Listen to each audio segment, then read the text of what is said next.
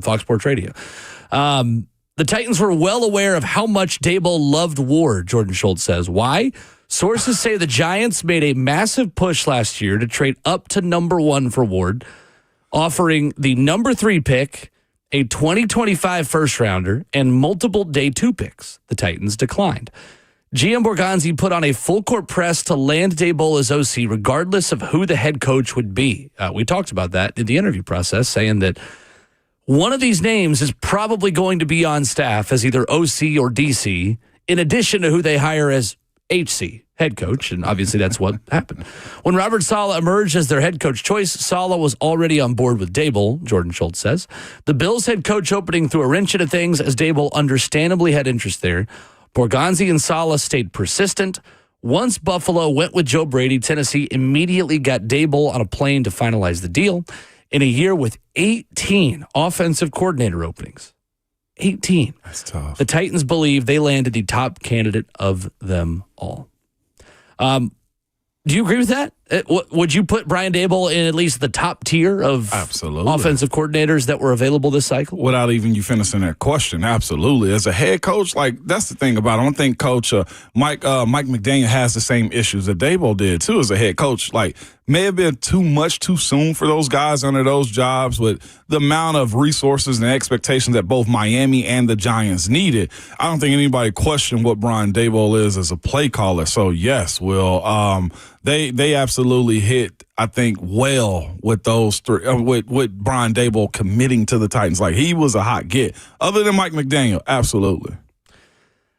I think if you needed any sort of indication that things are starting to turn around for the Tennessee Titans, it is the interest that Brian Daboll, and I'd even go as far as to say Cliff Kingsbury had in this offensive coordinator position in a year where Super Bowl contending teams also had available OC jobs. And the fact that Brian Daboll would choose the Titans over the Philadelphia Eagles and Jalen Hurts and Nick Sirianni and A.J. Brown and Devontae Smith and Saquon Barkley, all of the good things that you have readily available for you to coach in Philly. Brian Daboll said, I'm good. That's it. I want to go work with Cam Ward. That evaluation obviously is not everything, and it is not a slam dunk that he's just automatically going to have a Pro Bowl season this year, which whatever the heck that means now that Shedeur Sanders is a Pro Bowler. But at the same time, I do think it bodes very well for, A, this staff and the experience it has relative to the last time you had a new head coach come in, and B, just your offensive coordinator and really head coach of the offense's vision for the most important player and maybe one of the most important people overall in your organization. There are very few people in the National Football League, in my opinion, who believe more in Cam Ward than Brian Daboll. And his actions and the New York Giants' actions this time last year proved that time and time again in their courtship of the starting quarterback of the Tennessee Titans, Cam Ward. I don't know what the vision is, but I'm excited to see it. Yeah. I'm excited to learn why Brian Daboll likes Cam Ward so much, how those two personality-wise get along so well. And I do think that there is going to be a much higher floor for this staff the second they walk in the building than there was for the last one. Because the last staff, Ramon, in year one, had Brian Callahan, who'd not called plays in the NFL at head coach. And I say this with respect to a lot of these guys who I think ended up being good coaches. Like, it's hard to evaluate Nick Holtz as offensive coordinator when he wasn't the one ever calling plays, but Nick Holtz didn't have experience when he came in. That's just the reality of it. And neither did Denard Wilson at defensive coordinator. And then you have the Colt Anderson stuff that happens in year one as well. Yes. He'd never done that job before. You compare that now to Robert Saleh, who's been a head coach before, Brian Daboll, who's been a head coach and has 12 years of play calling experience in the NFL, and Bones Fossil, who's already proven in your city and in your franchise that he's one of the best special teams coaches in the NFL. You are already starting with a much stronger foundation than this time a couple years ago. You mentioned Colt Anderson. Like, that in itself showed what inexperience in the NFL will do to you. Like, that was probably one of the worst special teams units I think I've ever seen in my career. From my rookie year all the way to 2025, well, that was a bad look. To your point, like, now you got adults in the room. You feel like you got guys at least that know what the heck they're talking about and how to go about asking guys to do it. And I don't think you necessarily had that. I think I saw yesterday, just off topic, the Denver Broncos fired the offensive coordinator. What? Sean Payton calls the plays. Like, they want to elevate Davis Webb. They feel like he's better. What in the? I know, but like, you fire a guy that doesn't call the plays. What I'm getting at is this: you don't have to worry about that here in Nashville, Tennessee, because you got guys that understand how to command an entire unit by themselves. Now, watching that collectively come together in the expectation and the communication from one group to the next, like having a special team coach fully understand what the entire team needs and how you're going to ask guys to do certain jobs and stuff like that on their units, will be just as important as a defensive starter and an offensive starter with these head coaching types that they got representing each coach. 615-737-1045, wide open for your thoughts and reaction on the Brian Daboll hire. You can vote as well on our Twitter poll this morning, at Ramon and Will, asking for a Brian Daboll approval rating. Love it, like it, don't like it, or hate it. You can send in your thoughts there if you can't call in. Live for the 104.5 The Zone Circus Sports Studio, Kentucky's largest sports book can now be found at Circus Sports at Kentucky Downs. Diving into the scheme and the how on Brian Daboll helping Cam Ward of the Titans offense. Coming up next.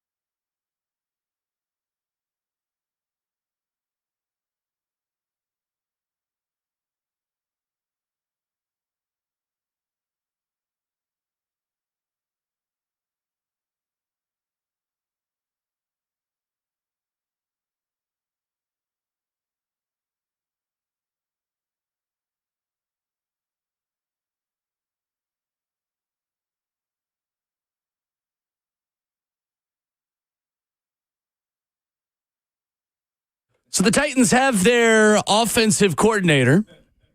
And if you've been listening to the show over the last week or so, we have been preparing you for what this hire could mean. Yes. Your phone calls this morning at 615-737-1045. He is Ramon Foster. I'm Will Bowling, at Ramon and Will on Twitter. That is I.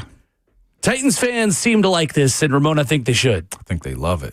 And you're right. On the Twitter poll we've got, early results coming in. 73% of you love the hire.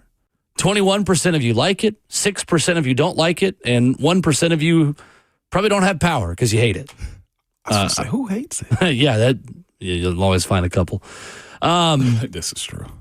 Let's start with phone calls, Ramon. I want to dive into the scheme and the system and I think some ways that Brian Daboll has evolved over the years. But let's get the people's take. To get things started this morning. Gerardo is in Amarillo leading us off. What's Morning, up, Gerardo? Morning. It's very just you got to come back with that get your freak on the floor because first thing I hear when I throw on my AirPods this morning is body slam my wife under the couch. I was like, hey, yo. Like, okay. Gerardo, you know what it is, man. A little love tussle, man. That's all it is. Love tussle. I feel you, brother. But, let me just say this real quick. I know PSA to all my Titans out there. And the fans who don't love it, man, y'all just got what is it? Battered Titan syndrome? Yeah, so BTS. It's fine, man. Yes, sir. But, look, man, as a fan, it's short for fanatic, obviously, right? So you look at things as a micro review. Step back. I give you an organization that's you got the things everybody's been talking about. You got a new stadium around the corner. You got new uniforms coming. You got cap space. You got a top draft pick that's coming around the corner. Now you throw in there 3 chefs that are about to cook that are one of them is the most coveted all OC that everybody was wanting. And he chose your organization because of the promising young quarterback that is thriving, that thrived last year and is so hungry. And you got a defensive coordinator that is the embodiment of what you want as a leader. And you throw in there Jeff Simmons, who craves somebody like that. And then you throw in there Bones, who is a genius, and we all saw what he did. Now you give me with a very strong GM that gave you a strong young core of a first draft class. It's okay to be excited and optimistic as a Titans fan right now. It's so many people I see, the negative side on that, man. Nah, step back, look at it for what it is. We got a bright future. It's hard not to be excited, man. It's okay to be excited. Yeah. It's so many people out there compare to all these other organizations. Man, it's so easy to compare all the success that's been going on around you. But look, the Jags may have Duval, but we got Daboll. I know, baby. Bye, Gerardo. Thank you, Gerardo. Get over here with that, man. Daboll. If he do that, I'm a loser. That's funny. I hope he does it tomorrow. It's got to have some cringe about it, right? I do think that he is on the right track, though. And I know that trust has got to be won back over, and we've been patient and waiting for things to get better. But, Ramon, I do think there's legitimate reason for optimism because you've got legitimate success to point to.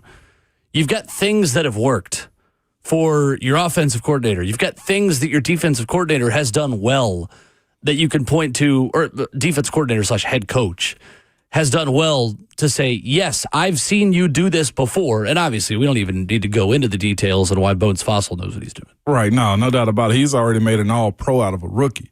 I thought, had one of the better, best special team units around, too, and just to keep that together. And as Gerardo was saying, just more than anything, the competency of what you're asking these guys to do, they've done it before. They've been in a situation, most of them anyway, been around either championship squads from the conference division or even in the Super Bowl for that matter, too. I'm with Gerardo. It's okay to be excited about this. You can be loud about it as well. As I was telling somebody in our YouTube chat, though, but let's not propose after the first date, though, okay? Let's be excited, ask for a second date, watch this thing from, a 10-foot view. You ain't got to go up to 30,000 feet, but let's make sure we get the ring size correct this time. Eric's in Nashville up next. What's up, Eric? Morning, Eric. Hey, guys, I hope everybody's staying safe out there. So far, guys, I've been looking blessed. In the building I've been in, the power's only been out for about an hour, and that's between like 3 and 4 yesterday morning. And had another guy smoking a cigarette, fell asleep, and they set a telephone and they got the fire alarms going on for about 10 minutes. But luckily, I didn't have to go outside and go in the cold. So, hey, guys, but anyway, I love it. I am so excited about this move, guys. I tell you what, one of the things, of course, that sure everybody's heard about this, of course, last year, the Giants wanted Cam Ward. In fact, Daboll, of course, was very about that. They were willing to trade draft picks to move up to get him, but, of course, the Titans declined it. And I've heard everybody say, oh, Cam's a bust. But I think we've got the guy in the offensive coordinator in Daboll is going to help him tremendously. I love this move. It's a great hire, guys. It's exciting, especially with the new statement and everything. And, guys, I told you, I was debating whether or not to renew season tickets because money situation and everything. But definitely with this, I may change my mind and definitely try and do it. I think it's definitely going to bring some excitement to the fans. I love it. To me, people don't like this move. I just guess they're just going to complain about anything and just not be happy with any type of move they make. But I'm excited. Looking forward to it. Go Titans, guys. It's always a pleasure to talk to you. Y'all take care. We'll talk to you again soon. Appreciate the call, Eric. Appreciate it, Eric. Love it. Absolutely. Gotta keep Eric in the season ticket holder bunch. Yes, you do. Eric is in now on it, man, and also laughing at that man that almost set himself off. Yeah, how do you fall asleep while smoking a cigarette? I got so many follow-up questions that we don't have time to ask. We do not have time for the follow-ups. Didn't set the building on fire, though, but he was. Oh, my gosh, Eric, that got me going. Yes. There's a lot of other Erics out here today, Will, and Eric is right. Be excited. Want this, man. Want this to work finally. And be excited if you have power right now. Yes. I'm jealous. And not on fire, okay? I'm very jealous. So of Brian Daboll's 12 years, Ramon, as a head coach or offensive play caller, he has had top 10 rushing offenses 7 times. And if you're unfamiliar with his resume, just quickly running through it, his first offensive play calling position in the NFL was with the Cleveland Browns in 2009 and 2010. Those offenses were bottom 5 in scoring and yardage both years. In 2011, he was hired as the OC of the Miami Dolphins, with Matt Moore and Chad Henne starting at quarterback for those 16 games. They had the 20th best scoring offense in the NFL. 1 year later, he went to Kansas City, had Matt Castle and Brady Quinn at quarterback. They were 24th in scoring offense, then started his second stint with New England after being there before going to Cleveland in 2009. So he's in New England as offensive coaching assistant in 2013, tight ends coach in 2014 through 16, won the national championship as the offensive coordinator at Alabama in 2017, the year that Jalen Hurts started at quarterback, and then they switched to Tua Tagovailoa halfway through the national title game, and he threw a 2nd and 26 pass to Devontae Smith for a game-winning touchdown. That season, Jalen Hurts ran for 855 yards on 154 carries with 8 rushing touchdowns. And we'll get back to that in a minute because that is a theme with Brian Daboll. He took the Bills from 30th in scoring offense his first year as OC in 2018 to 3rd in scoring offense in year 4 in 2021. And for the last 4 seasons, he was the head coach of the New York Giants, where he was let go after week 10 of this past season after starting 2-8. He was 2022 NFL Coach of the Year after taking them to a 9-7-1 record and a loss to the Minnesota Vikings in the wild card round of the NFC playoffs. Ramon, when I say that he cut his teeth in New England with the Bill Belichick offensive system, what does that mean to you? That means to me that he is hugely into discipline. He is hugely into a process of how he's going to break you down. When you mention somebody from that era and how that offense operated, Will, I told you, I felt like watching them play ball to us. Like, I knew we were good in that era. I knew we were really good in that era, okay? But their discipline, their ability to pre-snap motion you, undress you, and then also disguise themselves as if they were just a cute little Tom Brady team, and then they punch you in the face with how they ran the football. They constantly had fullbacks on their team. They utilized 2 tight ends often. Like, the reason we look at the 2 tight end system the way we do right now, and some teams still do, is because of those squads. I'm talking about Rob Gronkowski, who we know who that is, and then a little-known mid-round guy by the name of Aaron Hernandez. Say what you want to about them, but those two dudes and the processes and how they operated and created efficiency for their teams was problematic. Nobody knew how to defend Gronk. And then you also have this, I was about to say demon. Then you also had this very athletic person in Aaron Hernandez that could break you down and make plays too. Respectfully, he got kids still out here, so I will not say that. Talking about on the football field. On the football field. He was a monster, man. But it was just that, though. I thought they were, we would, most of the NFL at that time would just punch and beat you up or just straight throw the football and sets. No, they found the weak spots. They found the guys that they could go with attack, and they did those things. That's the reason you have those tight ends that had those numbers and notoriety. Or you have wide receivers that are not supposed to be beating you one-on-ones, but they will out-leverage you. And Brady would play a huge part in that. But I don't know if there was anybody operating the way they were in that era. It was – I hated it. I'm just put it out there like that. They were good at it. How much does pre-snap motion and the disguise that you're already rolling your eyes, the eye candy – pre-snap and the way that they would get free releases and free access for their receivers for Tom Brady, how much of that was kind of the hallmark of old New England offenses under Josh McDaniels, Brian Daboll, Bill O'Brien, and the kind of original New England staffs under Bill Belichick? Here's what got you it, and I think this is why Mike Vrabel cracked Bill Belichick the way he did too. They were phenomenal in bending the rules on the stuff that they were able to do, like the rub routes, the pre-snap motions, the ability to kind of, interfere with the defenders while catching the football. That's what bothered you, is their small attention to detail. Some of the stuff that they were doing, you felt like it was illegal because you just ran into me. No, they knew the rules. We were within 1 yard line of the line of scrimmage. We can run into you or rub off of you at that point. I thought it was more of that, Will, that they were playing a smarter game than most others with elite defenses, because I thought our defenses were good enough to handle it. But to your point, what it does is it solidifies where you're going with the football and your inability as a defense to stop it, because I know there's a weak link usually in every defense, and those pre-snap motions showed you where they were. Either I'm not going here or they're in zone when they should be in man against this offense. It didn't allow you the abilities, Will, to adjust and to stay on your P's and Q's. I remember playing against those teams, those New England teams that he was a part of, and you almost had to kind of say to yourself, how do we catch up? Yeah, right. We could score offensively, but defense, when are you going to get ahead of schedule? They never allow you to get ahead of schedule and make them predictable as the way those offenses ran. So I think what's interesting is going back and reading some of the early stuff coming out of Buffalo when Brian Daboll was hired as OC in 2018. Linebacker Lorenzo Alexander, safety Micah Hyde, both talked about how confusing Brian Daboll's offense was to defend. And Micah Hyde was quoted in The Athletic wow, it's 2026, 8 years ago, talk about Brian Daboll saying, I think one thing is we're not going to see anything during the season that we haven't seen during training camp. They're doing it all.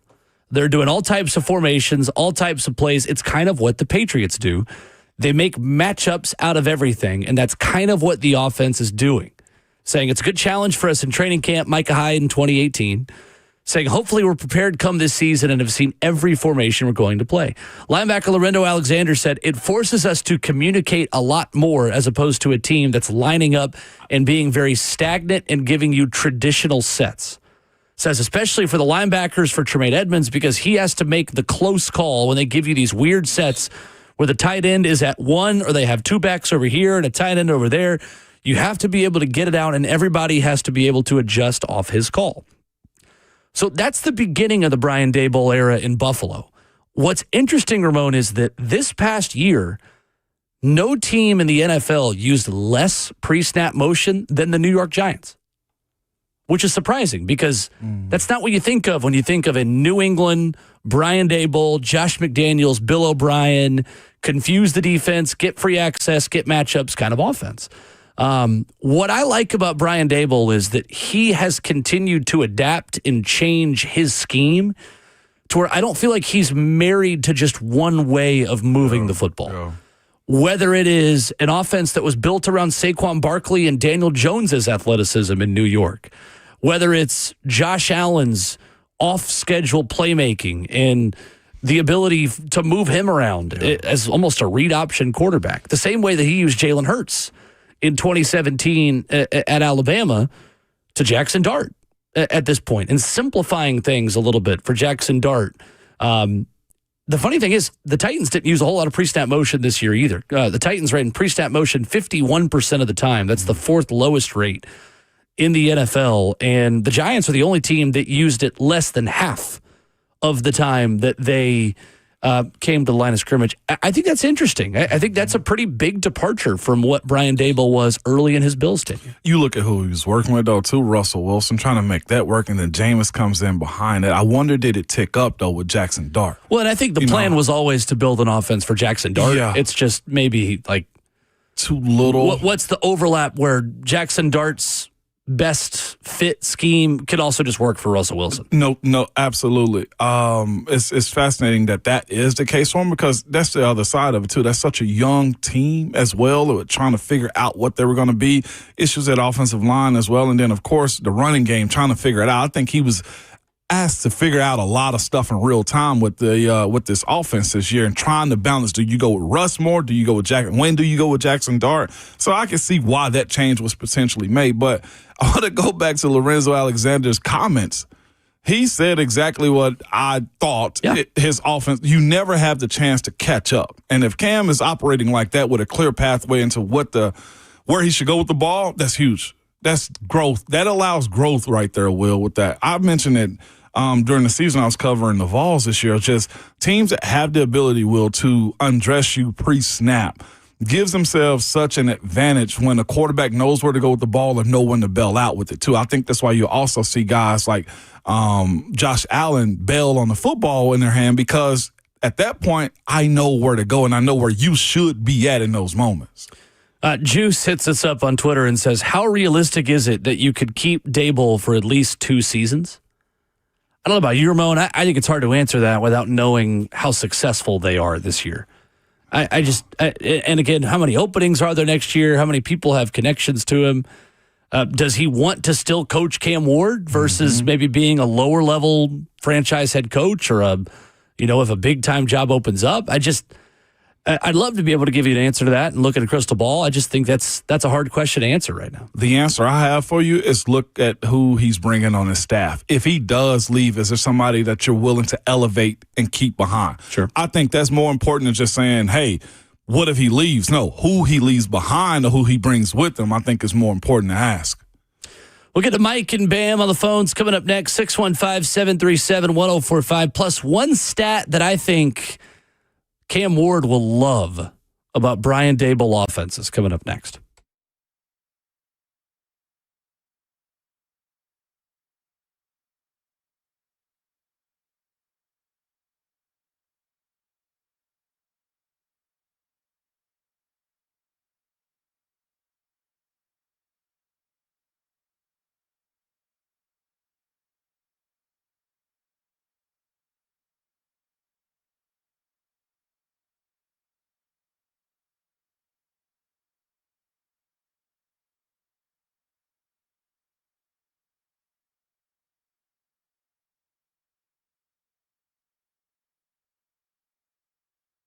It's Ramon Foster for Hiller Plumbing, Heating, Cooling, and Electrical. Good people, I'm sure those HVAC systems are working overtime right now, and I would just advise you, man, get them serviced or checked out whenever this ice breaks down and melts away, just simply because you don't want an issue to pop up because it's working overtime and causes you more and more pay or more and more money down the line. I would tell you, I personally book with Hiller. They're one of the best companies around, man.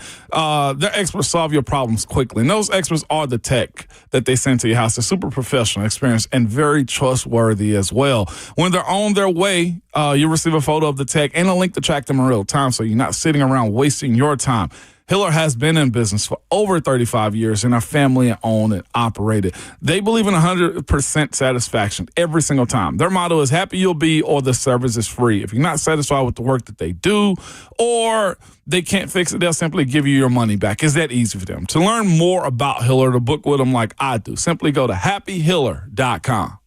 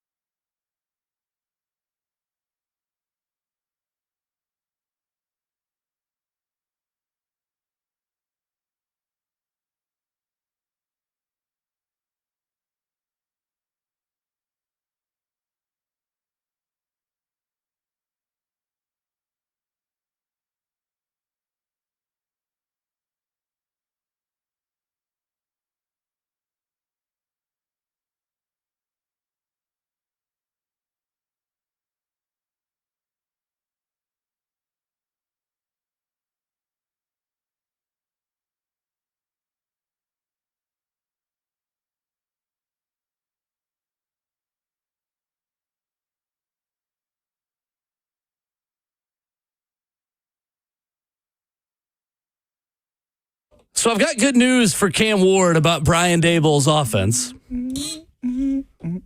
Cam Ward, Ramon, is a self-proclaimed gunslinger. Gunslinger. Likes to chuck it.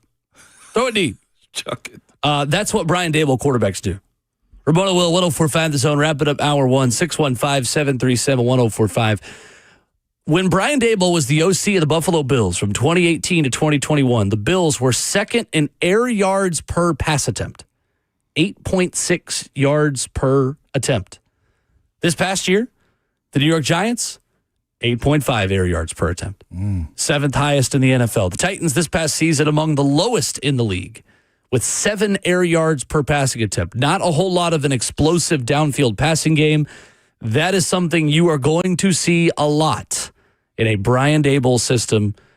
And I think part of the reason why Cam Ward probably gets along with him so well is because he's going to let him throw it deep. Let it rip like some Beyblades out here, man. That's my kids used to play with those. Oh, I did too. Are you kidding me? Beyblades are awesome. I'm glad I can make you smile. Absolutely. But more than anything, Will, I go back to talking about this offense and just this team. You mentioned this when we first started doing the show together about like hires and what coaches mean and what we thought we were going to get from Brian Callahan and that era. Like, you can't be boring and bad.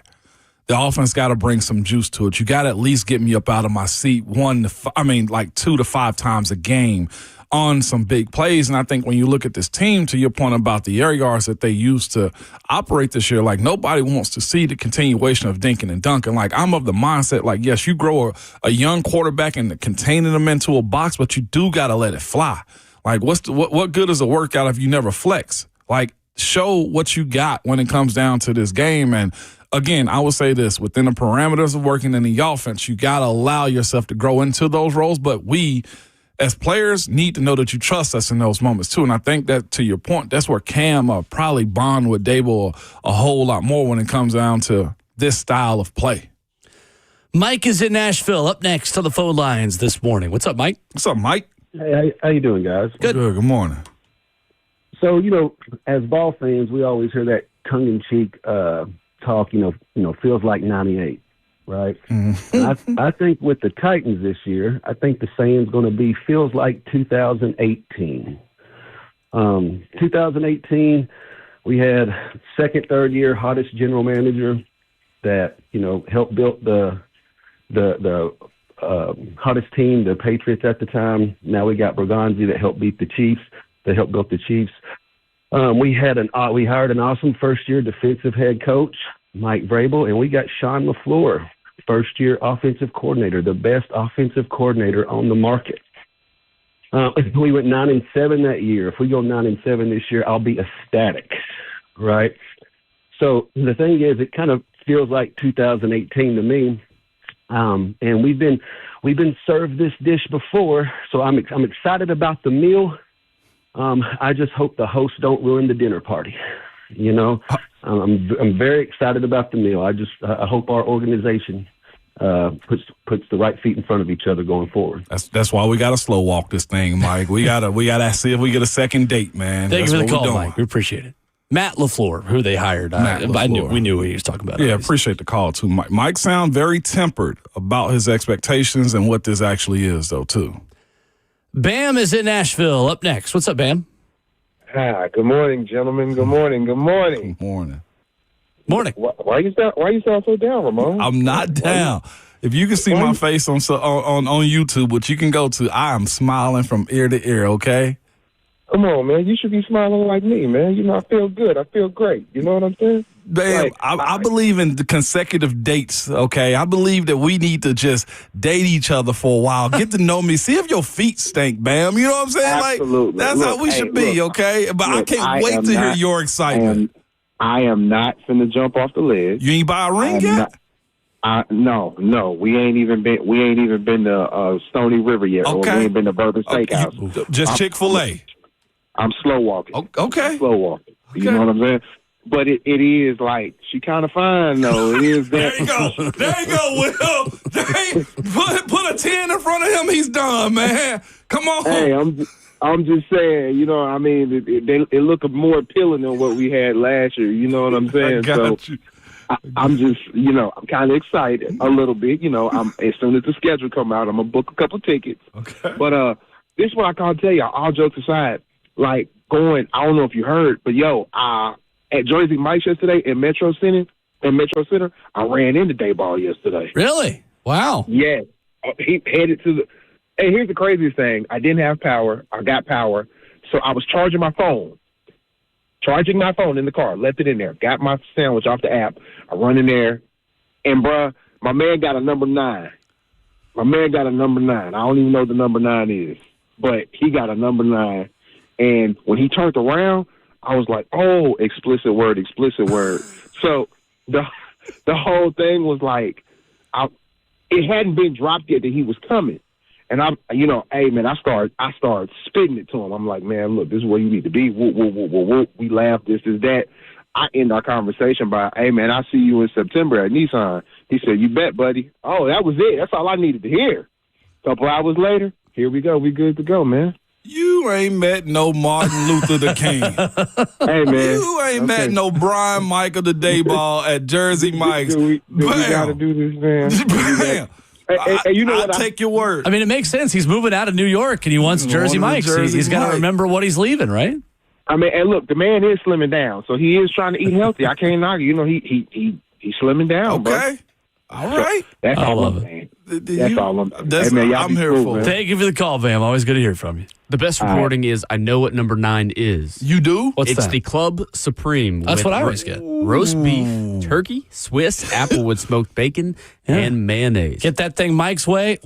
Ooh. And he also said it's Mike's way. So if this is not cap and this is legit, I have 2 questions. One, I'm not going to question your authority in what you're going to order. But also, if you're coming in for an interview or you're going to sign a contract, the Titans can't get him a better lunch than Jersey Mike's. No, we will stand for no Jersey Mike's slander on this radio program. It's not slander. I love Jersey Mike's. That is my what's the problem? That's my favorite I feel sub. you. But I I'm feel just you. saying, like, you can't do I better. see where he's coming from. I know, But but he may that's have been offered something while he was an there. independent buy right He there. may not have known what he was getting while he was there. He said, let me go over here and get this before I head over to the facility. I just wanted to tell you ain't met no Martin Luther the King. I did. It was What in is that Memphis. from? Coming to America. Oh, He punched me in my chest.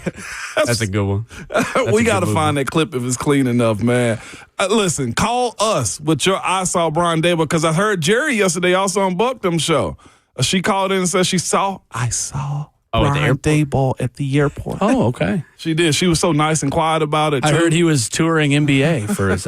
I'm kidding. That's a joke on Tom Brady. House right next to mine for sale in the neighborhood, too. You can come over there. Come to Humble Hendersonville. What? You ain't met no Would he have Martin power Luther right King. now if He he was would there? have power. Oh, He's that's on the great back then. end of the neighborhood. Perfect. Absolutely. Perfect. Call us with your I Saw Brian Daboll stories, too. 615-737-1045 is our number as we roll from hour 1 to hour 2. More of your phone calls on Brian Daboll. And last night at Memorial Gym, if you braved the elements to see Vanderbilt, Kentucky, whether you were wearing gold or whether you were seeing blue, you didn't get your money's worth because it was not much of a basketball game. We'll talk about it next.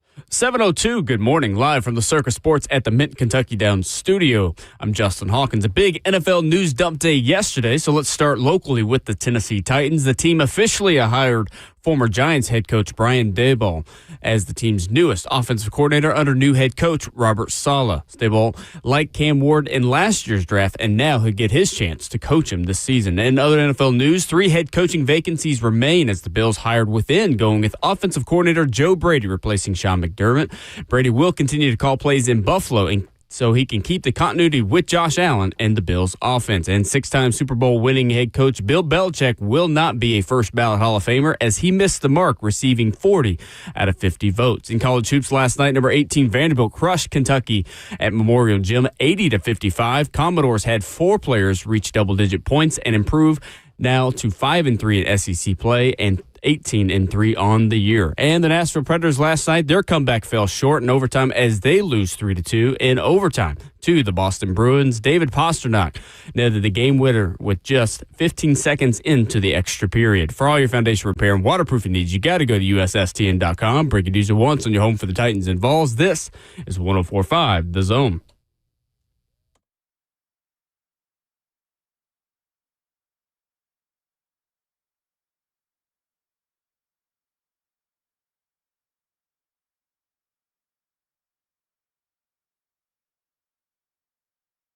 Away we go into hour number 2 on your Wednesday morning edition of Ramon and Will. Guest this morning, Grant Ramey at 8:20, talking Tennessee hoops. Rhett Bryan at Titans Radio at 9 o'clock, as always on Wednesdays. Your phone calls at 615-737-1045. Ramon Foster, Will Bowling in studio. Justin Hawkins plays the hits. We stream the show live for you on 104.5 The Zone TV. Facebook Live, YouTube, Twitter, or Twitch. Brian Daboll is the new offensive coordinator of the Tennessee Titans. That's 5 more Super Bowl rings, Ramon, to throw into the mix on experience in the Titans building. It is, man. That's big-time stuff right there. That's the huge part of it, though, man. Being able to mend this ship that he's over now officially is super unique because here's the other part, too, I think, that Robert Saleh will allow him to do because this is what Kyle Shanahan did with him. Make him a better candidate for a head coaching job, too. You know, like this is your side of the ball. You coach this and own this as if you're a head coach. And I think he can trust him to go do those things, too. Interested to see how the rest of the staff gets put together. But that's one thing that Saleh said that Shanahan did with him. And I think when you're taught that way, you'll allow your guys to do the exact same thing. So I'm not sure how long Daboll's going to be here, but enjoy him. Enjoy him, man. On Twitter at Ramon and Will, where you can vote in our poll this morning, which asks you your opinion of the Brian Daboll hire. Brian Daboll approval rating. What do you think? At Ramon and Will, 71% of you love it, 23% of you like it, 4% don't like it, and 3% of you hate it. Hey. It's got to be outside market stuff. Well, no, you find anybody that only 3% of people hate something on Twitter, then you're in the clear. No doubt. Green lights everywhere. If it's a Titans fan that hate it, I don't want to know. I could post a picture of a golden retriever puppy, Ramon, and 20 people on Twitter be like, how dare you not love beagles? What do you mean? So only 3% of people hate it. I'll sign up for that. Absolutely. Yeah, that's not bad. That's a small, loud majority, right? Oh, minority right there in those type of situations. I just can't pick apart the bad ways around this. So they know more than me. Andrew is in Myrtle Beach, 615-737-1045. Good morning, Andrew. What up, Andrew? Hey, good morning, guys. I'm super stoked about this Brian Daboll hire. He was my 1A, 1B candidate. I wanted Mike McDaniel, too, as an option. But through the moon, think Saleh and Berganzi are doing a great job as putting together an experienced staff, something we haven't had in the past, and I think it's going to pay off dividends in the future. But I was calling today. It's not about Brian Daboll, but back to Mike Vrabel. We all know he's in the Super Bowl. He struggled with us down the stretch. And I was just calling to see, what do you guys think, looking back, is a more impressive feat for Mike Vrabel? Getting the 4-win Patriots to the Super Bowl this year, or what he did in 2021 when he was just dismantled by injuries, rostered, I think, an NFL record 91 guys, and got us the number one seed in the AFC. I think there's a conversation to be had, but I'll hang up and listen and see what you guys say. Sure. Thanks, Andrew. It's a good question. Man, I think that question got so many legs to it, though, so many branches when it comes down to how you view it, because I don't think there's anything that overtakes a Super Bowl visit at all. Like, having gone to it, Will, listeners, like, as a player, it is by far the best just process of going to a game ever. Like, I see why it's so big is what I'll say. So imagine being a former player who's coached a team to make it to a Super Bowl. That I don't know if there's anything that overtakes that at all. Now, the job, I look at this situation. I don't think Vrabel has dealt with much adversity this year as far as injuries, as far as guys being. Now, I know he had his left guard hurt a time or two to be able to Jared pull. Wilson. Yeah. The young cat from Georgia, correct? Mm-hmm. I don't know if you can pull that off with that current team with what he's doing right now and what he did with the Titans. Like, that many injuries and still be able to muster that many wins and keep your team motivated and find the next man up as far as the actual coaching job and the adversity behind it. I would have to say all the injuries that you succumbed and still made it to the AFC Championship game, but nothing trumps. They didn't make it an AFC Championship that year. Which one was They were it? just division. They were one and done. They lost to Cincy on. That was 3 2019. interceptions. Yeah, 2019 season was making it. I don't know. It's kind of apples and oranges. That's what I'm saying. There's so much. I think it's more impressive making the Super Bowl, to be honest with you.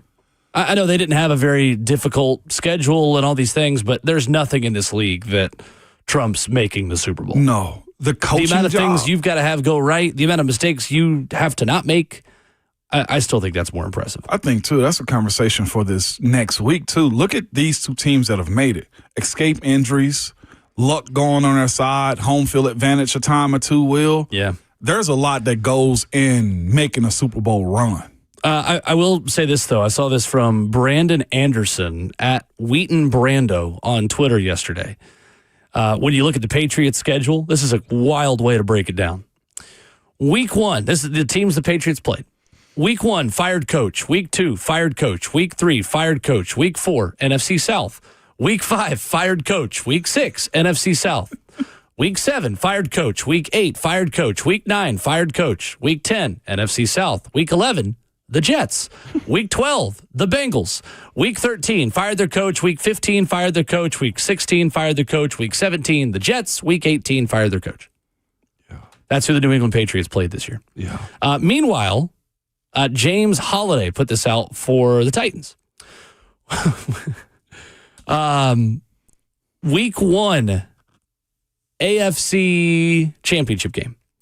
Week 2, NFC Championship game. Week 3, the Colts. Week 4, playoff team. Weeks 5 and 6, fired coaches. Week 7, in the Super Bowl. Week 8, the Colts. Week 9, playoff team. Week 10, bye. Week 11, playoff team. Week 12, team in the Super Bowl. Week 13, playoff team. Week 14, fired coach. Week 15, playoff team. Week 16, the Chiefs. Week 17, fired coach. Week 18, playoff team. That's the schedule that Cam Ward had to navigate his rookie season as the quarterback of the Tennessee Titans. Will, I used to look at the schedules and say, yeah, this is a win, that's not a win. Like, your division and who you playing against, like, a lot of people don't want to admit this, but schedule favoritism matters. It does. If you got a gauntlet of a division that you're playing in the AFC South or North or whoever that's really strong, you look at those schedules, man, and nobody speaks about this and see where your breaks are, where you can take advantage of it. You mentioned the Patriots right now. They played a fourth-place schedule, number 1, because they were last year, if I'm not mistaken, them or the Jets. Either way. Then they also got the favoritism of coaches that had instabilities on their staff. Well, there's a lot of luck that goes into it. Then you also, like, I'm not diminishing at all anybody's Super Bowl trek. But what I will say is this. You look at these pathways that teams make and go into the Super Bowl, there's schedule favoritism, I think, that goes into it that we don't speak of enough. It matters. I looked at the schedules like, if we got our stuff together, we're going to make a run, and we did in those years. Yep. You knew the weak teams is what I'm saying, and there's nothing wrong with that.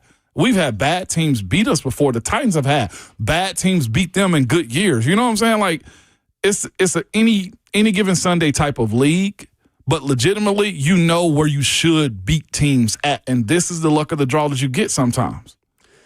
Chris tweeted at us at Ramona Wills, says, who's the guy for the O-line coaching job now? I know Titans fans have attached themselves to this, and rightfully so. Carmen Brasillo was Daboll's O-line coach in New York. Obviously, no hire's been made, and it remains to be seen whether or not he will come here. But he is not being retained by John Harbaugh. And Carmen Brasillo also is a former Patriots assistant from 2019 through 2021. Was with the Raiders for 2 years in 22 and 23, and was with the Giants for each of the last 2 seasons. I don't know Carmen, but he's coached, a phenomenal left tackle up there in New York, though, with him. So we'll see. Andrew Thomas, who you're Andrew referring Thomas, to. yeah. Last night in Memorial Gym, not much of a game between Vanderbilt and Kentucky. Was excited to see this matchup of backcourts, and first and foremost, Vandy won that matchup, but its front court just dominated Kentucky. This Kentucky team, Ramon, is so odd to me because it just looks like they don't really care all that much about playing basketball for stretches, where they'll go 10 to 15, even 20-minute stretches of just looking lifeless. Yeah. And when jump shots aren't going in, it's not a team that's just going to throw it down to a big man, back to the basket and play the old school, just let them cook on the low block kind of ball. And Malachi Moreno, I think, has the ability to even do that a little bit more. But credit Vandy's front court. I know Slade talked about that on ESPN last night. Devin McLaughlin was terrific in this game. Tyler Nickel and Tyler Tanner had the points. They both had 19 apiece, but Devin McLaughlin, 11 points, 12 rebounds, a double-double for him, 80-55, Vandy over Kentucky last night, and this game was never in doubt. It was a 20-point lead going into halftime.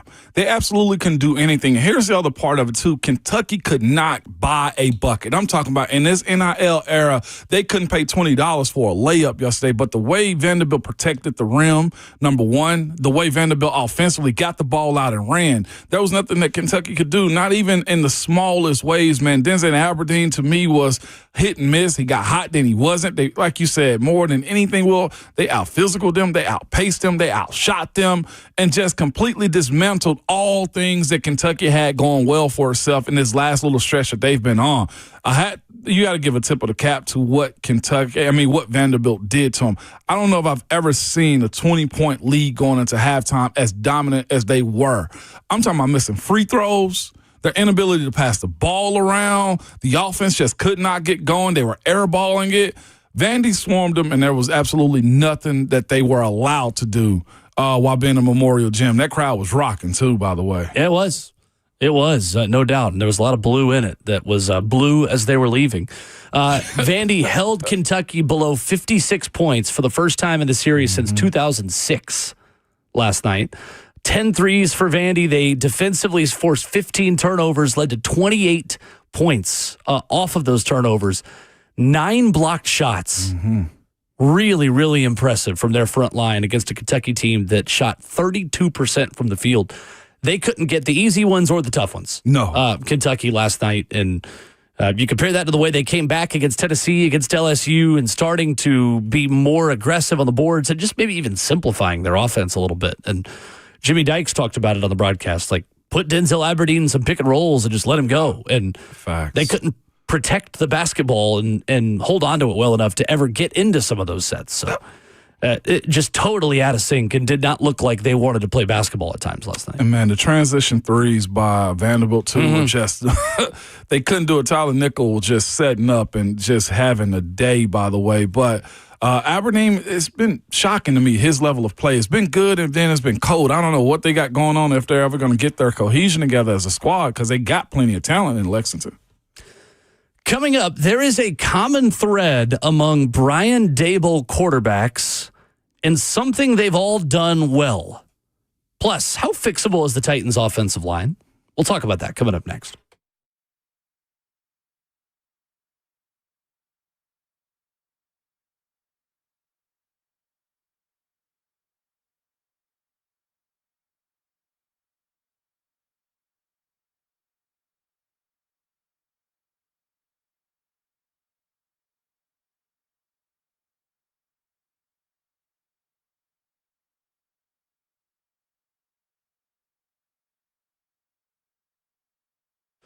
What's up? It's Will Bowling. Are you tired of surprise breakdowns and emergency repairs on your home systems? Maybe this is a little bit of a sore subject right now. Look, I get it. I'm right there with you. This week, things have been tough in Middle Tennessee. Make sure you're ahead of Mother Nature. The next time a big storm comes in, whether it's a winter storm, whether it's rain, whether it's anything else that can challenge your home's heating, AC, electrical systems, you got to get Lead Company out there to check it out. Lead Company Plus gives you a smarter way to take care of your home. This stuff is great. For as little as $14 a month, Lead Company Plus members receive 4 annual inspections for their heating, air conditioning, plumbing, and electrical systems. So the wear and tear of Mother Nature, yeah, you don't have to worry about that because you're going to get Lead Company out there regularly. Members also get a deal. They receive up to 20% off on every visit and have access to exclusive discounts and promotions. You can learn more about this online at leadcompany.com/plus. Platinum Home Protection starts with the Lead Company Plus membership. That's Lead Company, all you need.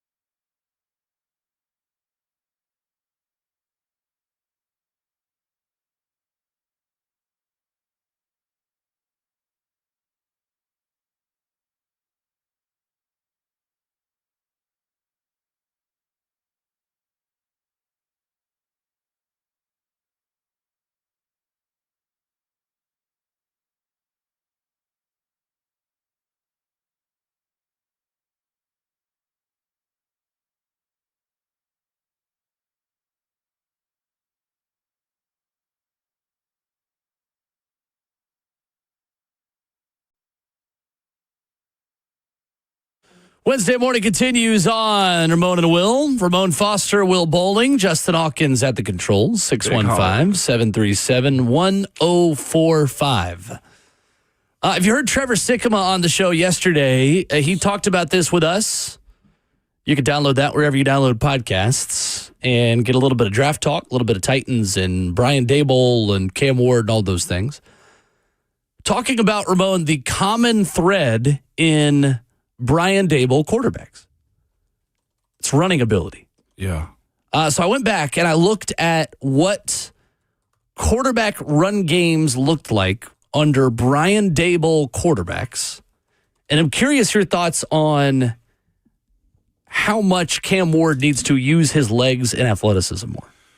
How much more?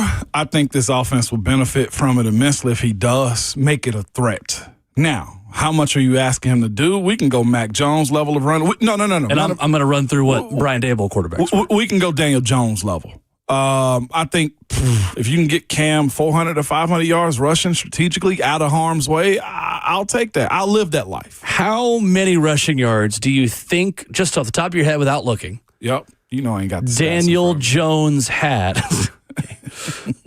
How many rushing yards do you think Daniel Jones had in 2022? With Brian Daboll as offense coordinator. Justin, you can chime in on this too. Better years right there. It wasn't where he was striking out. 22 was the coach of the year season for Brian Daboll when they were in the playoffs and were 9-7-1. 627 yards. I'm going to say low 500s, like 523 or something. I also remember that year was the year that he had that long, like 60-yard run and then fell about the 12 Yeah, that's right. That's my boy. That's my boy, though. Don't no Daniel Jones slander out here, man. Indiana Jones. I've been on that train. He looked good. He plays for the Colts now, though, so the train has stopped at the station. Who are you rooting for here, man? I can have a favorite. Look, I'm neutral in this thing, okay? I'm neutral in this thing, all right? Mm-hmm. I can like Daniel Jones. Nah. You're both under. We're under. Wow. 700 something? 708 rushing yards on 120 carries. All right. So Brian Daboll quarterbacks all run and all have showcased the ability to be athletes. 2018 with Josh Allen, 89 carries, 631, 8 touchdowns. 2019 with Josh Allen, 109 carries, 510 yards, 9 touchdowns. 2020 with Josh Allen, the best season that Brian Daboll had as offensive coordinator, most productive season. 102 carries, 421 yards, 8 touchdowns. Not as many that year. But in 21, Josh Allen had a career-high 763 rushing yards with Brian Daboll as his offensive coordinator on 122 carries and 6 touchdowns. Just mentioned the 708 for Daniel Jones in 2022, a career-high 7 touchdowns. That was also, by the way, Brian Daboll's only season as head coach of the New York Giants where his starting quarterback was healthy the whole year. Had to deal with backup quarterbacks his other 3 seasons. Yeah, that's a hard way to do work right there. When he went from Russell Wilson to Jackson Dart. That's a hard way. This season with Jackson Dart, Ramon, in 12 starts, he had 86 carries for 487 yards and 9 touchdowns. You're getting up closer to the 700-yard mark if you extrapolate that out, $5 word, to 17 games. Do you see him doing that with Cam Ward? Or, Ramon, do you think he adjusts some of the play calling and some of how he wants to put his quarterback in a position to be successful for Cam's specific skill set? The way it sounds is his offense thrives off of a mobile-ish quarterback. His offense thrives off of what I've always said when we started seeing more of it, the 11th man on the field. Right? I think the quarterback gets removed a lot when it comes down to what you're asking them to do. The traditional quarterbacks where sit back in the pocket, throw it. Never really a threat to make anybody spy him. You can always drop an extra man in coverage because why? The quarterback's going to stay in the pocket. To me, Daboll has found that out himself is, look, we got to be able to run the court. We got to be able to run or have a mobile quarterback. The only time he hadn't in his career is with New England with Brady. And even Brady would sneak out of the pocket here and there, but it was when coverages were down the field and he had broken out of containment. The way it's set up, I think Cam is going to have to run, Will, to see the production that he wants. The other part to it, those numbers, is I'm not so much worried about the amount of yards. It is the volume in which he carries the ball.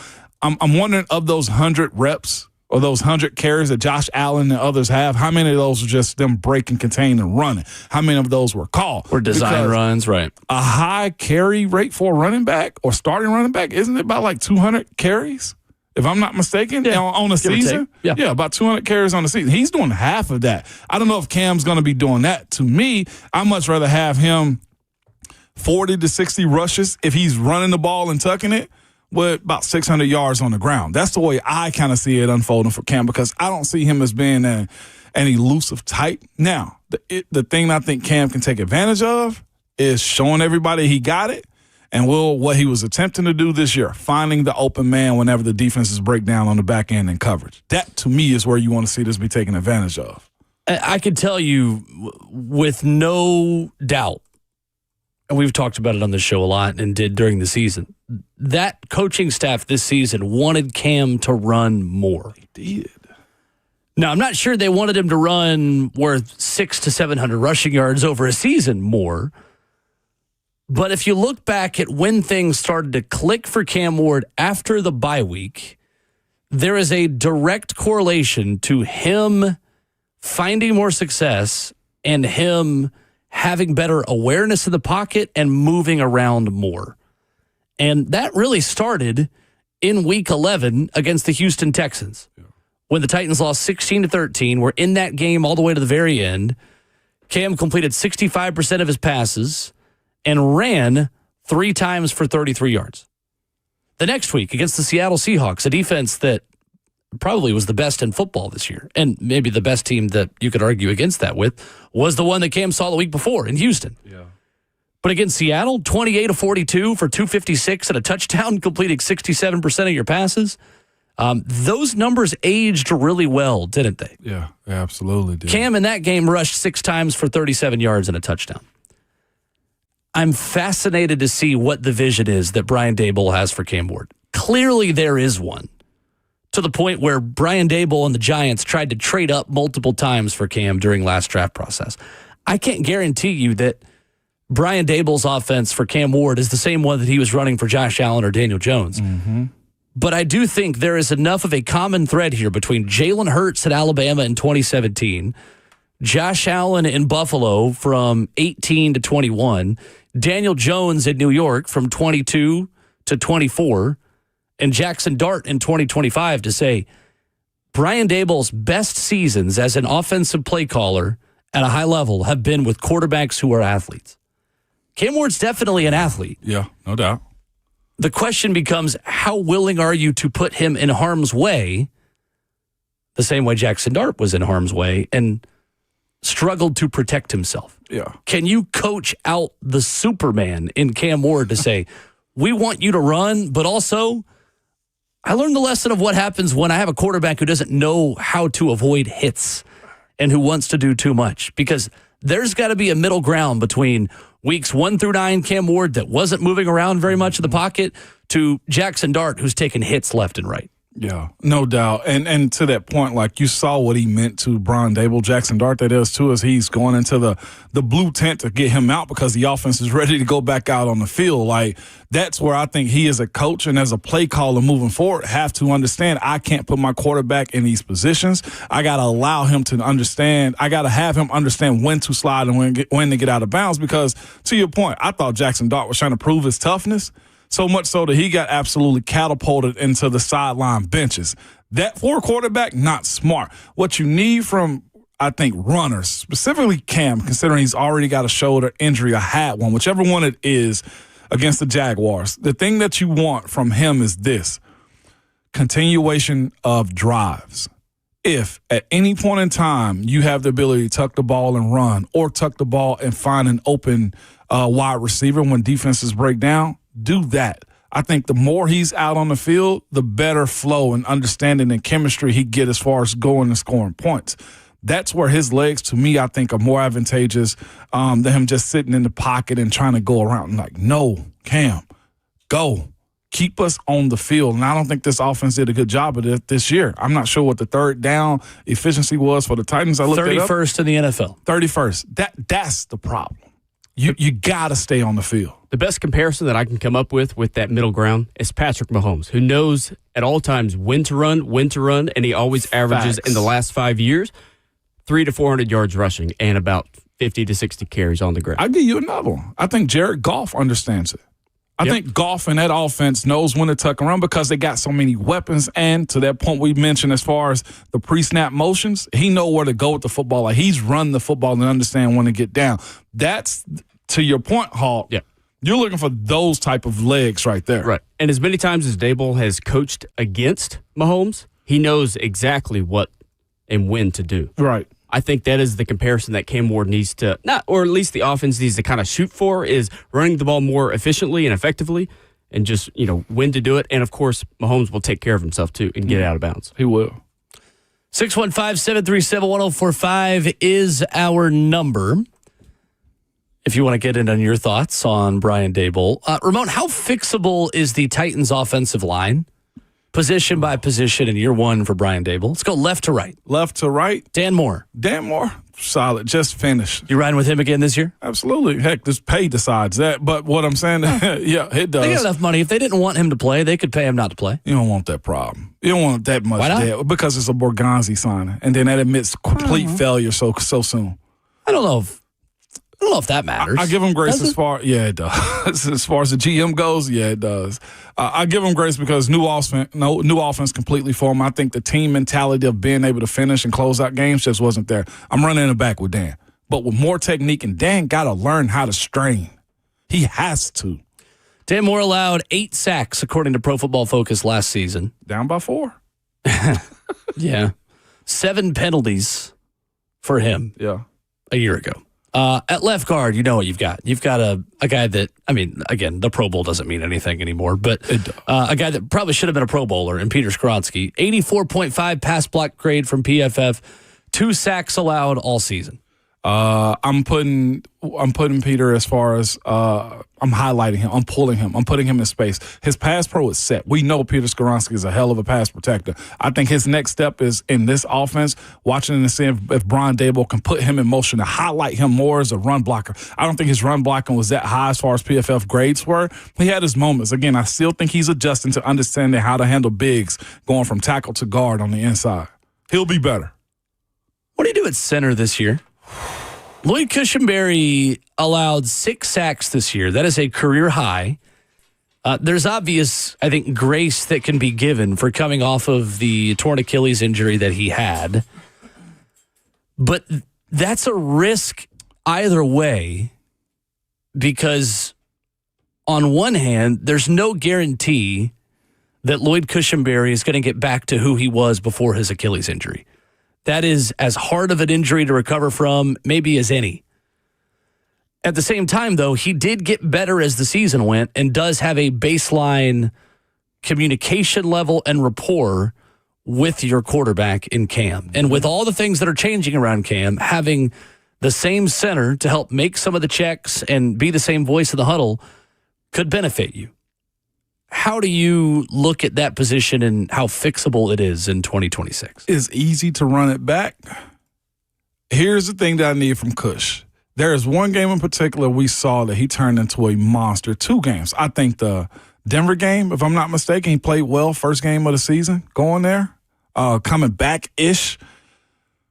If he can give me the Cleveland Browns version of himself week in and week out, I'm running it back with him. Is he smart enough? Yes. Does he have the size? Yes. Does he have the athleticism?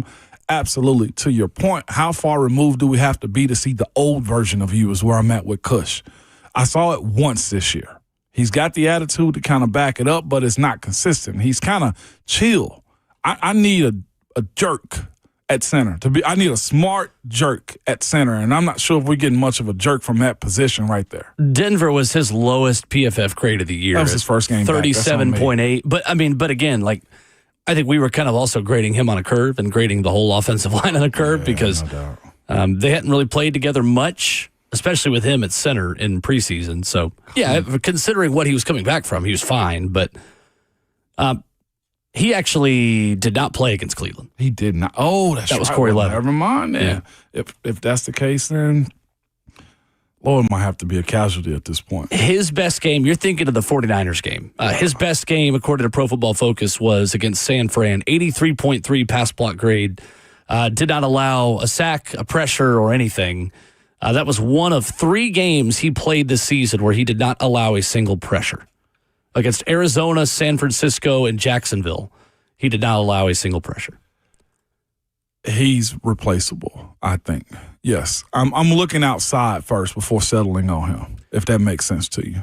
Right guard, big question mark. Jackson Slater, J.C. Latham, free agency. What do you think? Listen to Trevor Sikkema. I've brought up this conversation moving JC in. Man, depending on where you can get at tackle. If you can go with Brandon Crenshaw-Dixon and he takes the next step, if Brian Daboll wants him. It's a big risk It's a huge risk. With a young quarterback again in Cam. We'll find a replacement to put Slater there. Give me Slater and keep JC at right.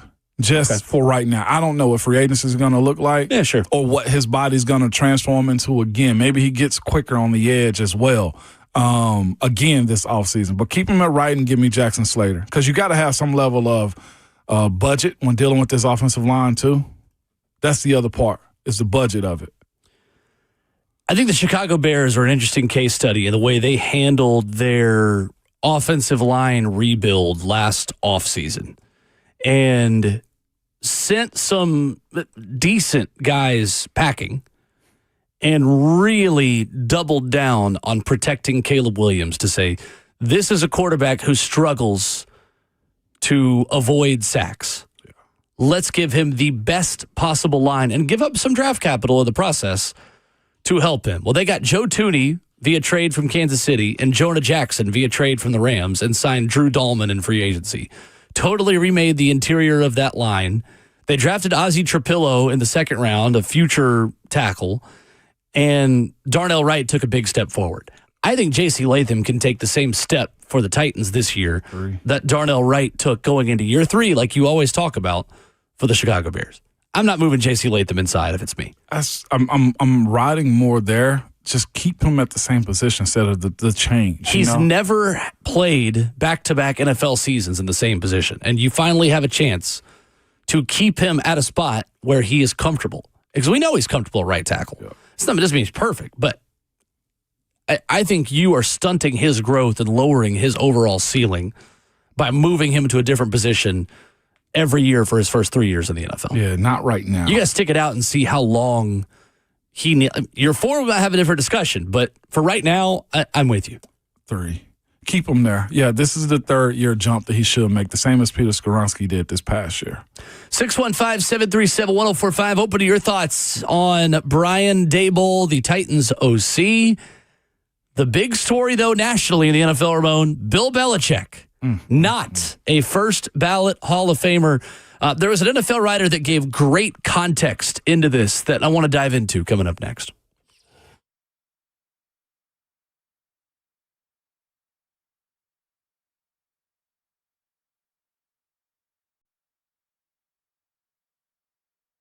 What's up? It's Will Bowling. Maybe this week you've been tracking that snow, ice, dirt, and mud into the house. Look, I'll get it, right? Right around your door when you walk in, you've got those little white spots, the little bit of ice that's just stuck to your hardwood floors. Maybe it's a little bit of brown in the carpet. Zero Res is going to take care of you. As Nashville thaws out, you got to get Zero Res over there, not just because they're going to make things look nice, because things are going to be deep cleaned. It's going to last longer when you go with Zero Res. Zero Res has the science behind ZR water and their cleaning agents that are much healthier than using soaps and detergents to clean. Take my word for it. Don't do this stuff yourself. Get Zero Res out there. It's going to be a smarter, lasting clean. You're going to invest in the best clean you can get, and it's going to last you a lot longer than if you're just going to do it yourself. There's no harsh chemicals. There's no soap residue. Faster dry times. Things are going to stay cleaner, longer. Book online, ZeroResNashville.com, or you can call them at 615-535-9376.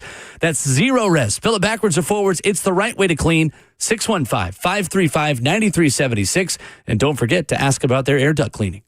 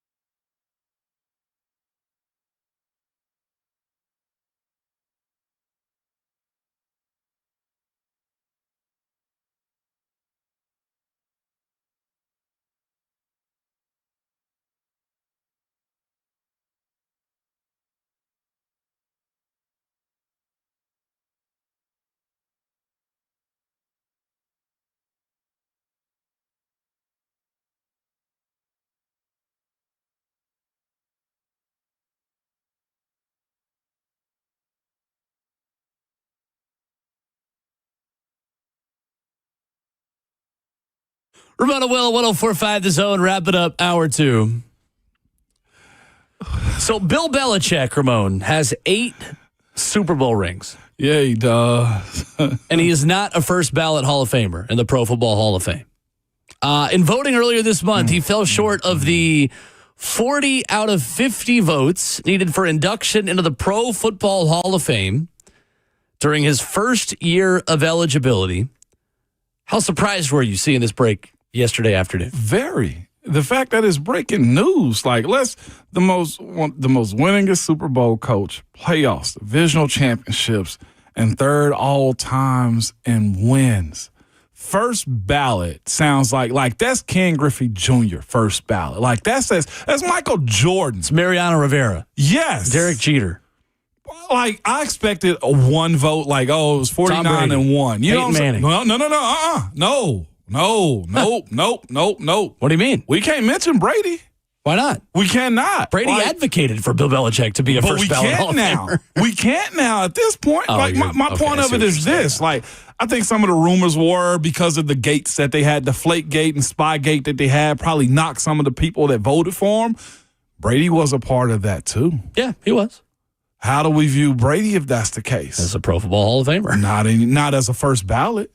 This is what that process, this is what the being vindictive against somebody has done. Like this to me is old rich guys just being spiteful. Like however the process unfolded, like this just ain't right. Just to be completely honest with you, one of the greatest football coaches in our generation does not become a first ballot Hall of Fame. I don't care what you say about him, how you feel about him and what they did in New England, the New England Cheaterites, whatever you want to call them. They still kicked your butt. The NFL had a hard chance of proving it. Some of those cases is very sketchy in how you went about it. I think the most solidified Deflategate or Spygate was probably the most hard case. Spygate was the bigger one for him. Yeah. But even still. So for context and how this process works, 50 people are on the Pro Football Hall of Fame selection committee. There are 32 city representatives, 1 for each NFL team. There is a PFWA rep, that's Calvin Watkins. And then there are 17 at-large selectors, names like Lisa Salters, Sal Palantonio, James Lofton, Dan Fouts, Tony Dungy, Mary Kay Cabot, and different backgrounds that make up the 17 at-large selectors. You got to get 40 votes out of the 50. This is not like the Baseball Hall of Fame, where votes are publicized. These are anonymous votes. They are not publicized. Who votes for who? You got to get 40. There is no other way you get in other than getting 40 of those 50 votes. And I thought Mike Sando of The Athletic laid out the context really well here, saying, I'm a Hall of Fame voter who saw Belichick as a slam dunk. I don't know anything about voting results, but if this is true, and we'll find out officially next week, the question is, how could this happen? He says, before I list the possibilities, understand this. Belichick, Kraft, Craig, Anderson, and Greenwood are competing for 1 to 3 spots separate from the 15 modern era finalists in the contributor, coach, owner category, non-player. 5, but category. 3 spots are available, basically. Correct. So 50 voters each pick 3 of the 5. So typically between 1 to 3 of the contributor categories make it. I also, by the way, think that it's kind of wild Robert Kraft's not already in the Pro Football Hall of Fame. Isn't that between him and Jerry Jones? Why? Why does it have to be? They got a beef with one another, supposedly. No, like for real. It's crazy that matters. Trust me, I know. That's what I'm saying. Yeah. Right. I know the reasons why, but like I don't care. I think it's insane. We're rolling in the same direction. 100%. Mike Sando says it is a zero-sum game. There was a huge change made in 2025, 250 total votes to go around for 5 candidates with a high bar for clearance. Now we count the potential ways Belichick might get fewer than 40, even when 40-plus are on the committee think he's a Hall of Famer. He says, let's say 4 to 5 voters who were strong advocates for specific senior players figured Belichick was going to make it regardless.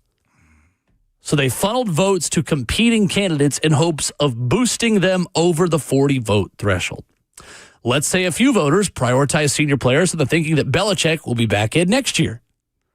He says, let's say a few voters found Spygate/cheating disqualifying. Let's say a few voters protested new rules, making coaches eligible 1 year after retiring instead of 5. Let's say a few voters protested a number of things here. And I'm rereading the same thing. It says, whatever the case, I would see this as a repudiation of the new voting rules implemented for 2025, not of Belichick or any candidate not making it. However you spin it, this is a black eye on the Pro Football Hall of Fame. It is. Whether it's for one of those reasons and the process stinks, whether it's people that didn't like the way Belichick talked to them in the media, I would find that hard to believe, to be quite honest with you, because there are plenty of coaches that don't like to play ball publicly in press conferences. Bill Belichick is hardly the first. However you spin it, this is ridiculous. And it's ridiculous that it's like protecting nuclear codes to know who voted for who. For journalists and for people that are all about access and about more, to be a part of a process that tells us less, and less doesn't add up. And honestly, it's probably not even the journalists that would have an issue being transparent about this. I've seen many journalists out there saying like, yeah, I'd love for this to be publicized. It makes no sense to me. And even with that explanation, Mike Sando laid it out perfectly. It still is insane that this happened. Insane. I can't believe it. Like, I hated them as a team, as an organization, and him as a coach. But removing yourself from like the game and recognizing how good of an era they had, like this to me is as easy of a slam dunk than a little Tykes basketball rim. Like, we're tomahawking, I thought, him into the Hall of Fame on this one. Like, I've always thought the NFL Hall of Fame was the hardest to get into, and I get it. Like, you don't want to have a hall of very good. Like, it is the hall of the greatest. You can't tell me that Bill Belichick isn't one of the greatest to ever do it. Like, that, they got to change. I don't know what they have to do to change this process, and I agree. It should be gate kept. You can't just let anybody in. But it's certain people that just walk up to the front doors like, oh, yeah, come on, man, we're good. No, don't pat him down. I don't care what kind of weapons he got on him. Let him through. That's Bill Belichick to me. They didn't ruin it, but it just, to me, I think, takes away from Brady. And I know he'll get in first ballot, but if they're going to keep him out and not be a first ballot Bill Belichick, if they're holding that against him, then Tom Brady has to have the same issues of him going into the Hall of Fame as well, because he was a part of Spygate and Deflategate as well. The difference, and he benefited from him. The difference, though, for Brady is he went to Tampa and won a ring. And he went to that's it. He went to Tampa. He won the breakup with Bill Belichick. Bill Belichick is also in college football right now as well. Yes, but to the with point, his girlfriend, that's created more problems than good. They all rolled in the same direction. If you're going to knock him for just the most same, of their careers, and there's also a COVID World Championship as well. I know the NBA look at the COVID one as differently than all the other ones. I'm just saying. There were still fans at that Super Bowl. It's not like the bubble championship. I'm just saying. I don't think it's the same thing. They're knocking him. Brady shouldn't be a first ballot if that's the case. I mean, is he not the greatest? It's not the same resume. Is he not the greatest? Well, yeah, he is. But again, and so is Bill. But it's not the same resume. Like, I do think that is something that is also weighing in the minds of people here is like, oh, well, Belichick was just a Tom Brady merchant. Well, Tom Brady went somewhere else and won another ring. And so I think he won the breakup. And I also think the process now will help make sure that Tom Brady is first ballot because of the black eye this has put on the Hall of Fame. Tough. Hour 2, when we come back, 615-737-1045. Hour 3. That's how fast the show's moving this morning. We'll look at the other perspective on the Brian Daboll hire. The Bills hired Joe Brady. Reaction next.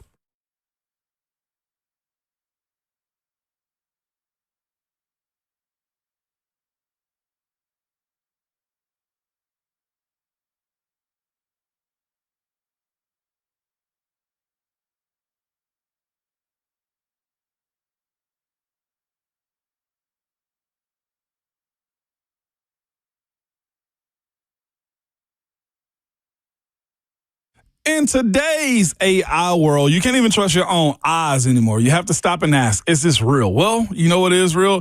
Your health and what the experts at Synergix and Low T Center can do to change your life. If you've been suffering from the symptoms of low testosterone, such as constant tiredness, lack of focus, or that feeling of just feeling off? Well, at Synergex and Low T Center, you can meet with a real provider, not a chat bot on a website. You can get real medication, never compounded testosterone or hormones. You get real pricing, not a surprise when the bill comes from a website. You get real results because Synergex and Low T Center are the experts offering superior medication service and support, and they've been doing this for over a decade, and that's real. I'm here to tell you that. I've been telling you, guys and ladies, get real about your health this year at Synergex and Low T Center. For a limited time, the men's TRT test is free, and the women's hormone test is normally $299, well, it's $99 now. And the weight loss consultation, free, absolutely free. You can walk in or book an appointment at getmyhealthfix.com. Simply put, getmyhealthfix.com, and make sure that you tell them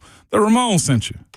Few things in life are more stressful than moving. There's the packing, there's the finding the new place, there's scheduling the movers, there's selling your own home. It's a stressful process that my good friend Bernie Gallerani is going to make simple for you. Hey, it's Will Bowling. My good friend Bernie Gallerani is going to help you if you need to relocate for a job in a short amount of time, or maybe you found another property that you want to purchase and you don't want to pay 2 mortgages.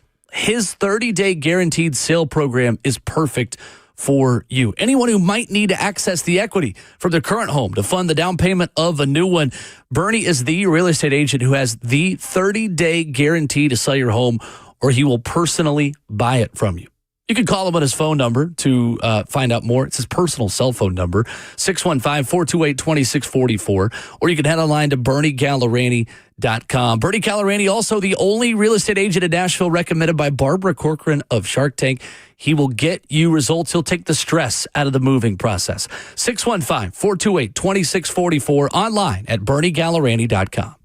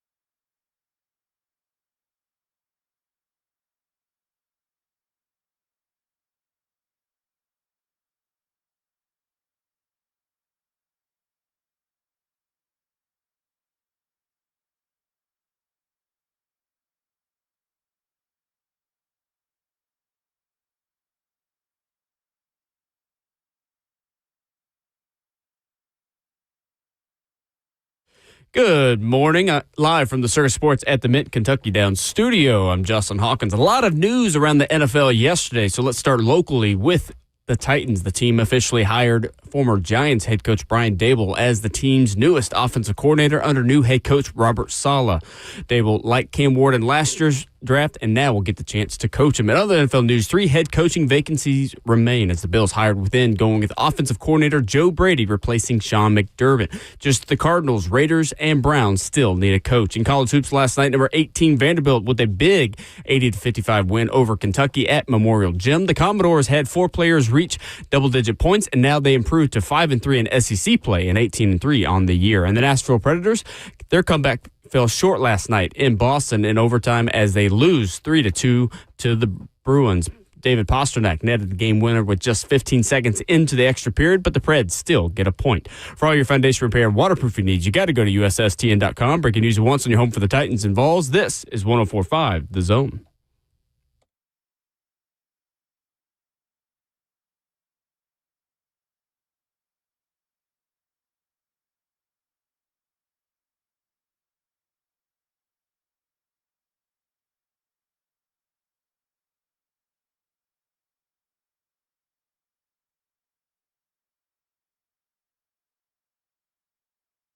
Ramona Will, 104.5 The Zone into hour number 3.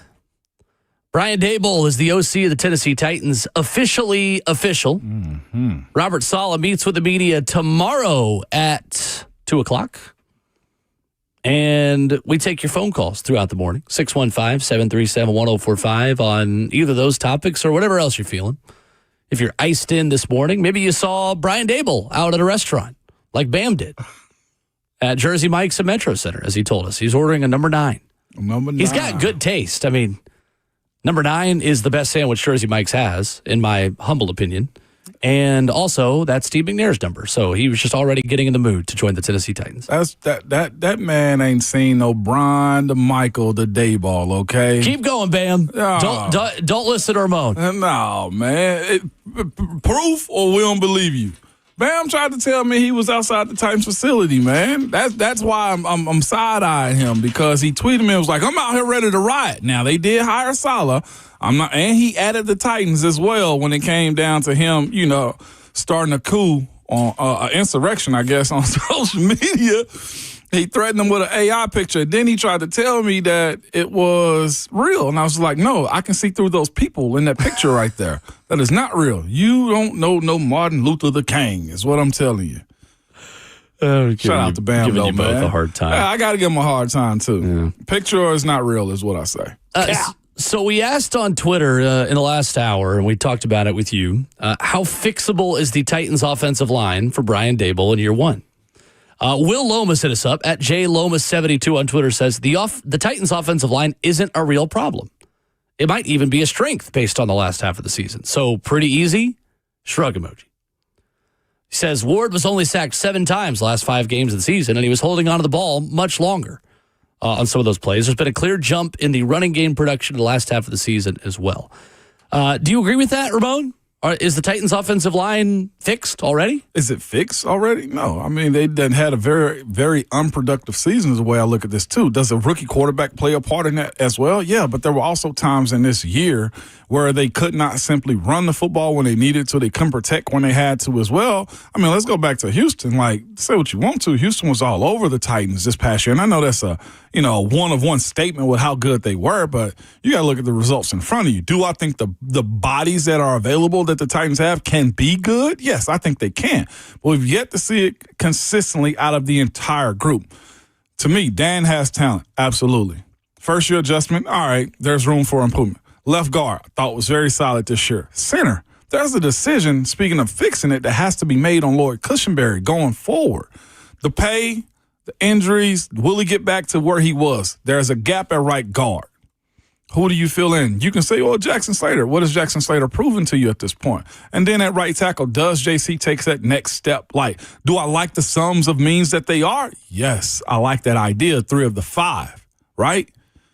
But those other two are crucial spots to fill in with no real present answer. Like the best games that you had to bring this up was with Corey Levin starting at center as well. In Cleveland, yeah. In Cleveland. Right. Like, so how much can you really spike the football and say, oh, the O-line's fixed and Luke Cushenberry's playing so much better when your best game running the ball was with Corey Levin at center? Yeah, Will Lomas, the guy that tweeted at us, like, I think you have a point in saying that the product can be good. It got better over the course of the season, for sure. But to say that it is currently good is a no. To say it's totally fixed, I think, is a little overambitious. Well, there's been two national guys, and one we had on yesterday, and Trevor Sycamore, to bring up the Titans drafting, what's the cat out of Miami? Francis Maui Goa. Right tackle. Who's another guy, by the way, who could kick inside to guard. That's a mock.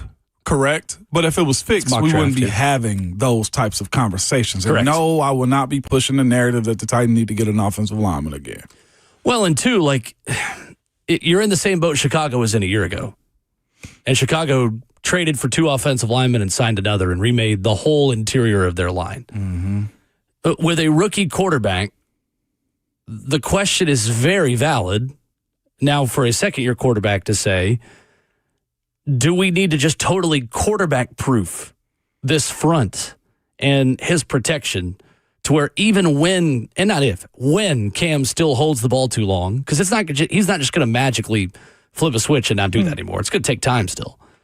When he holds the ball too long, can we mitigate some of the disaster plays when he does? It's some of the plays where pressure eventually got home and he fumbled, or he's rolling out and he fumbles, or he is trying to force something and takes an unnecessary hit, or gets sacked trying to scramble around, or throws a pick. Like, more than fair question to say, does the offensive line still need to be fixed? Now, here's what I will agree. A quarterback getting rid of the ball, being on time, that helps an offensive line immensely. Staying in the pocket when protection asks you to do that helps a ton, too. And being an Aaron Rodgers type that can find you down the field. The other part for the offensive line, too, that has to play a part in this, which is why I think you're huge onto, like, finding the appropriate running back, is this. Running backs and the offensive line relationship needs to work hand in hand. He needs to understand how they block. They need to understand the assignment of the runs as well, because as good as some guys are, like, there's a difference between tackle at the line of scrimmage and a 60-yard run. And that's where I think that can take another step for him. But here's the other issue that we brought up earlier about Cam being able to use his legs and just in general. You get better as a group, as a unit, as an entire offense by staying on the field.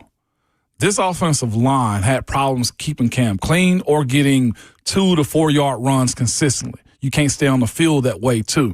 The more you can crank out 68 to 75 plays a game, the better your offense will be as well. And they didn't have that this past year. Now, you say the second half of the season, they got better. Well, I would also ask the question, how many plays they were running the last half of the season versus the second half? And I guarantee you they were on the field longer to make themselves better, too. Will Lomas again tweeted at us, said, if the Titans have 3 new offensive linemen, that means either Dan Moore or J.C. Latham is gone. Both would be a wild overreaction, and it would be a terrible sign for this team's ability to rebuild. I said 2. I said 2 to 3 to him in the tweet. I mean, I think one of those third ones would be if you draft a guy early and move JC in or vice versa. Well, that's the thing is, like, the guys you have available to pick up this year is not the same as last year. No. If you moved on from Dan Moore because you love someone else, I don't think that means that you can't rebuild. It just means that you have the money to be able to have the luxury to be a little picky. Yeah. Because Cam Moore's development depends on it, and Dan Moore gave up 8 sacks last year. And the coaching staff that was here, and Bill Callahan, who was supposed to turn him into a $20 million left tackle, isn't here anymore. So, I don't think anything they do would be a wild overreaction or a terrible sign in their ability to, like, I think cutting Dan would be. They have the money to be picky. Like, they have the money, if they love someone, to go out and get them. To go out and sign. I mean, again, I don't know who's available because it's not free agency yet, but I can tell you who's about to be available, but teams still have time to talk. Like, I'm talking about Francis Maui Goa here because Daniel Jeremiah put that in his mock draft. Trevor Sycamore brought it up yesterday, too. Also, just to add more context as to why I think this group is fine, but they also need to develop a little bit more. We bring up Dan more in his sacks that he gave up at left tackle. He gave up 8. Well, Lord Cushenberry gave up 6 at center. That's a ton, okay? Being supported by 2 guards on either side, and also figuring up the bookend, finishing out the bookend. J.C. Latham, according to PFF, also gave up 8 sacks as well. So to your point about was this offensive line better? Like, no, like they had their issues still. My point of it is I like the talent that they are, and if this offense is steady and Cam takes care of the ball and know where to go where his pocket is breaking down, it can be better. I like the talent. They just hadn't proven themselves consistently to be that good. The time that they were at their best, again, the most dominant game I feel like they had, Tony Pollard's running outside of his head, and it was the Cleveland game. That's the group you're looking for about 14 weeks out of the 17. Tackle options in free agency this year on paper as of today. Again, we can't tell you who's available because we don't know how many of these guys will still get re-signed before free agency. Brayton Smith in Indy, Jonah Williams in Arizona, Cam Robinson in Cleveland, Rob Havenstein in L.A. is a right tackle. Havenstein, I like him. A lot of right tackles. Andrew Wiley in Washington, Kelvin Beachum. That's my guy. But He'll be 37 this year. Yeah. Elijah Vera Tucker, David Edwards in Buffalo. So again, I mean, we go down this list and play the who's available game, and we'll have plenty of time to do that. And we'll talk a little bit about that with Rhett coming up. But I don't think it's safe to just say, oh, the Titans' offensive line was great the final third of the season. That's fixed. I still think there may be some upgrades you try to make there because your quarterback development depends on it. Facts. And when you have this kind of money, you can A, afford to overpay, and B, afford to cut someone maybe before you logically would in a perfect world because you have the money to take on some more dead cap. Grant Ramey of VolQuest joins us, talking Tennessee hoops, coming up next.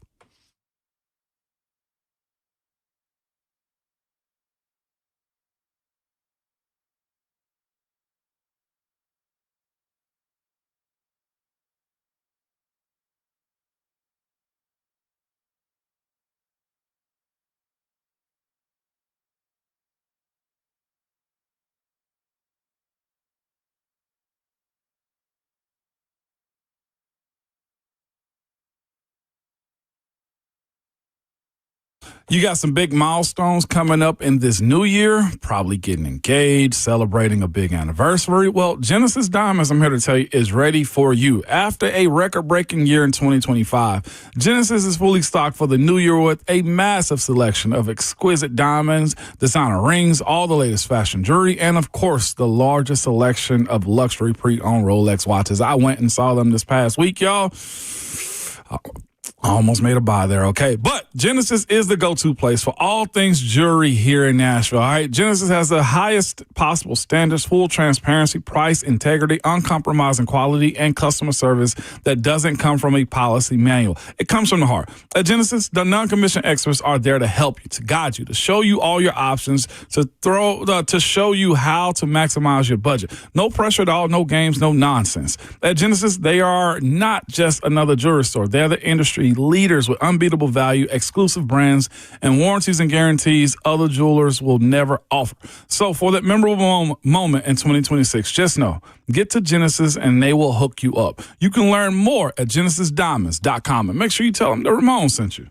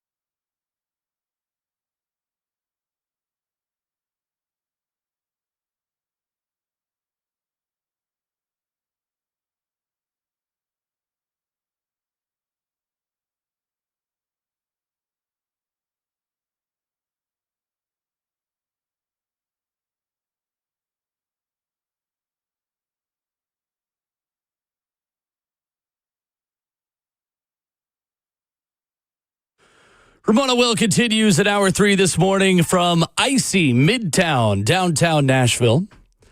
Ramon Foster and Will Bowling, joined by our very good friend, Ramon, who I hope is still our very good friend. I hope. After the other day when Mike Wilson, his new teammate at VolQuest and On 3, came on the show and called this guy his workplace proximity associate, Grant Ramey. Grant, good morning. How are you? Good morning, work wife. Okay, there's the problem. I'm fine. I sign off on workplace proximity associate and nothing else. Will Bowling, did I hear you say it's the year of Mike Wilson? I did say. The year of Mike 2026 is the year of Mike Wilson. He did. I have known you since you were a tot. You have. This is unacceptable. Okay. Listen, he got here first. And I'm going to be honest with you. He didn't deserve all that praise because we had to beg him.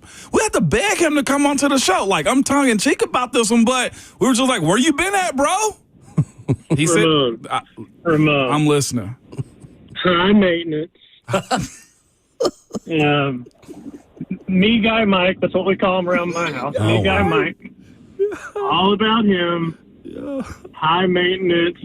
He makes me rent Chrysler Pacificas. He's obsessed with the Pacifica. I'm in a Pacifica right now. I'm on my way to pick him up to drive him to Athens from his doorstep to the arena, from the arena back to his doorstep. Got to get his coffee. Got to make sure he's pampered. High class. I mean, I don't want to paint with a broad brush, but he's the worst guy I know. Many strokes with that brush. So you are his work wife, and you. We've said that term again. But you are that term. But he is to you the worst person you know. I love how this works. I love it so much. Gotta stop with that term. I won't. Somebody put her in our YouTube chat. Mr. Wife? Oh, my wife? Which one is it? I'm not sure. Oh, that's Mike Wilson. These are YouTube chats. Mike is in our YouTube chat right now. I love it. Listen, this guy made me start driving him to games 8 years ago. It's true. It's happened for 8 years. I've drove him to games. I've waited on him hand and foot. This is the thanks I get. That's cold. Do y'all still do your donut tours of places? Because when I was there with you guys, that's a different story. We're not spring chickens anymore. Let's just say that the old metabolism's downshifted a bit. We go easy on the donut. You're doing a visit of everyone's local Tums, is what I'm hearing. Then as you go on these trips, we've shifted from donuts to juice bars. Perfect. Sad affair. Does he at least let you pick? All right, I'm done. That's on me. He made me be in his wedding. Didn't even give me a choice. Made me buy a suit to be in his wedding. Wow. I guess I could be buried in that suit at some point. That's true. I mean, we could get some use out of that. Why wear it one time? Wear it for the last time. Morbid. The relationship is very. If y'all have seen Plane, Trains, and Automobiles, it's very Dale Griffith, Neil Page. And you can probably tell which one I am in that situation. I love it. I feel you. Grant Ramey of VolQuest with us, Mike Wilson's workplace proximity associate. Grant, what interests you about the matchup tonight as Tennessee goes to Athens to take on Georgia? A tough Georgia team. Georgia team that's, I think, number 2 in the country in KenPom tempo. So they're going to get up and down. They're going to play fast. Obviously, that's what Alabama wanted to do Saturday night. That's what Tennessee spent the entire bye week preparing for.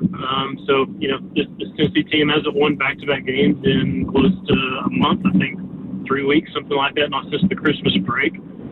So they've been searching for consistency. They've been searching for rhythm. They haven't been able to find it. It's going to be tough to go to Athens and win a basketball game against a tough Georgia team that has played well. They got Jeremiah Wilkinson, the transfer from Cal. He's a sophomore. I think he averages like 17 a game. It's funny, he's an Atlanta native, but Tennessee, first-year Tennessee assistant coach Amara Morgan was at Cal last year, in the last couple of years, and got him to Cal from Atlanta. He was a star at Cal, 6 years, the man of the ACC, averaged like 15 a game, got in the portal and went to Georgia, and he's picked up where he's left off. It's a tough Georgia team.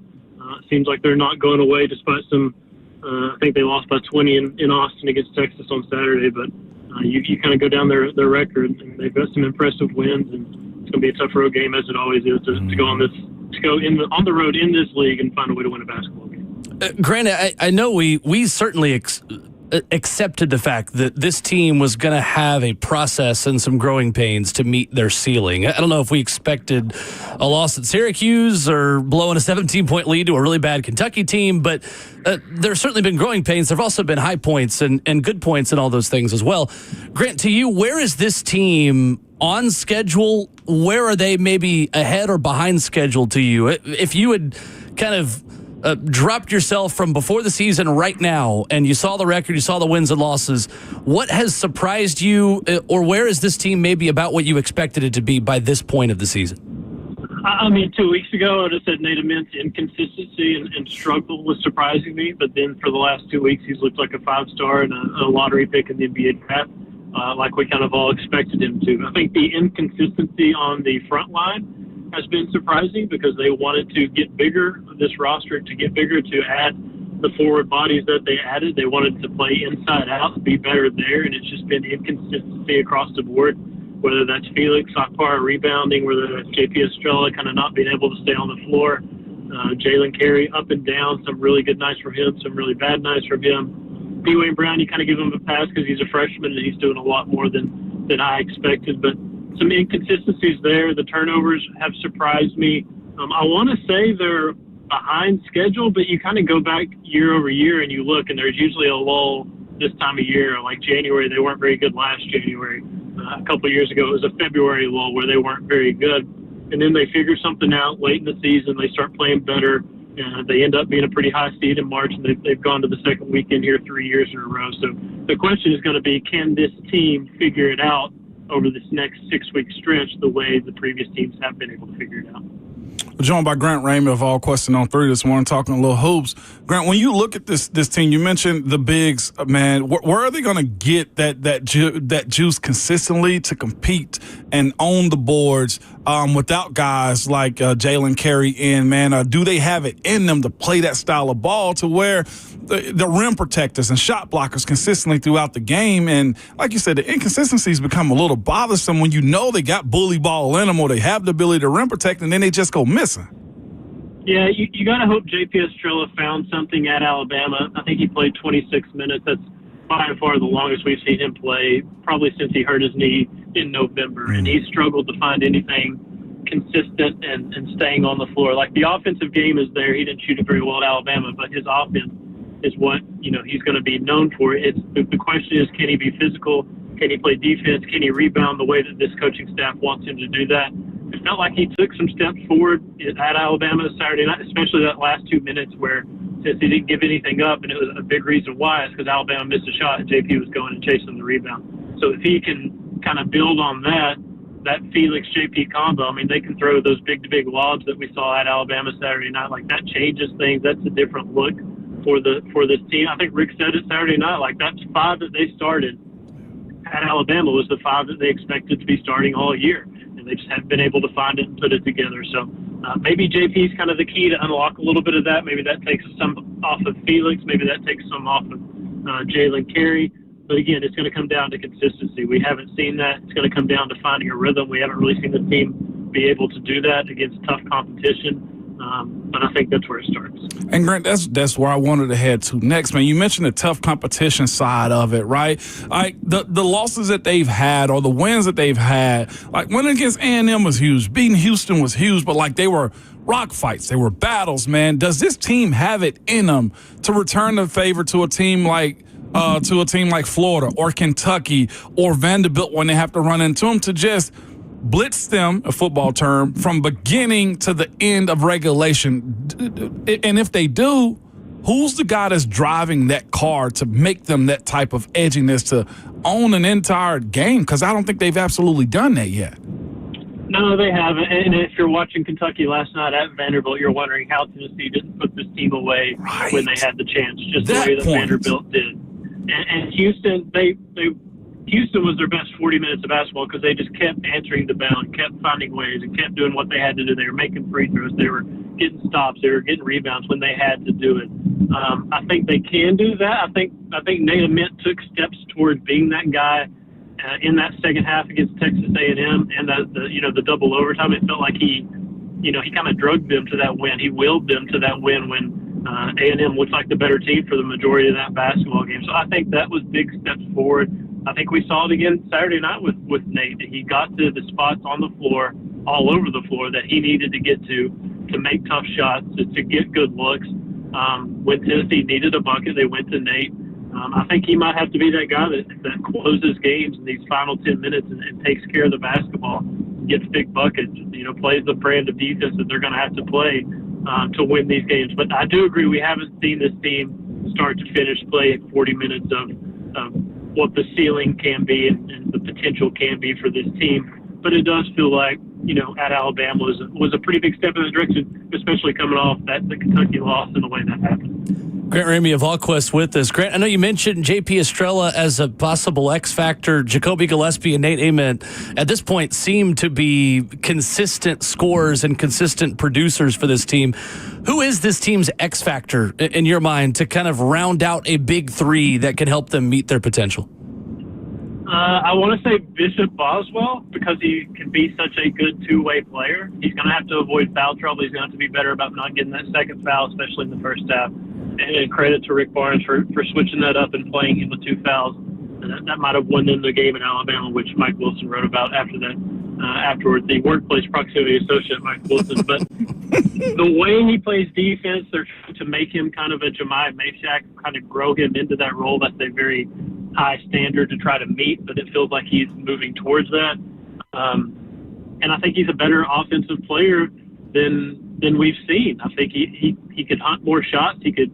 I think he's one of the better just open shooters on this roster, and I think they've yet to really kind of meet that potential or even move towards that potential. It's almost kind of just the tip of the iceberg, I think, with what you've seen in terms of Bishop and a two-way player, which is, the year-over-year progress that he's made has been incredible, and I think he's just going to kind of keep growing into that huge role. With this matchup tonight, what is Georgia presenting to the Vols for the people that'll be watching and have to pay attention to? Because they're a very athletic, fast-moving team as well. They are. It's kind of a very mashup of styles where Georgia's number 2 in tempo and Tennessee's number 242 in tempo. Tennessee does not play fast. Georgia wants to get up and down and play fast. They got guys that can score. They've got, Santos Cyril's a physical presence inside that's going to be tough for Jonas Adu. It's going to be tough for J.P. Estrella. The biggest thing is just going on the road in college basketball in this league. It's never easy. Tennessee has won its last couple trips down there. If you remember, I think 2 years ago, Dalton Connect absolutely went off in the second half of that game and had to help Tennessee find a way to win a basketball game where it looked like it wasn't going to go their way. So more than anything, it's going on the road, but it's going to be who controls the tempo better, who plays at the pace that they want to play, and kind of who's in more control for longer stretches of the game. He is Mike Wilson's workplace proximity associate. He is our good friend, Grant Ramey of VolQuest Sit on 3, joining us this morning. Grant, we will cancel for now the year of Mike Wilson until further notice. You've convinced us. I'll say this before I go. Glad to have him. Huge hire for VolQuest. Makes us better across the board. It's kind of like there's a scene in The Office where they're at the job fair at the local high school, and Michael's talking to Oscar. And Pam walks away, and Michael says, "I would never say this to her face, but she's a terrific person and a gifted artist." And Oscar says, "Why wouldn't you say that to her face?" That's the. And if he's listening now, I'm going to hear about it here in a few minutes. But that's the thing. Perfect. That's your relationship. Perfect setup right there. It. Thank you, Grant. All right, see you boys. All right, there's Grant Ramey. Perfect setup. He has known me since I was a tot as well. Really? I have to listen to him if he says it's not the year of Mike Wilson. Well, it's not the year of Mike Wilson. Yeah. Sorry, It's Mike. I hope you like this. The video on YouTube, by the way, since you in there. Did he?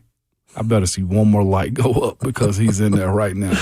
Coming up, a writer at CBSSports.com predicted landing spots for the NFL's top 50 free agents. And in this scenario, and in pretty much any scenario you're going to read, the Titans go on a spending spree. We'll ask you if you like this free agent haul for the Titans coming up next.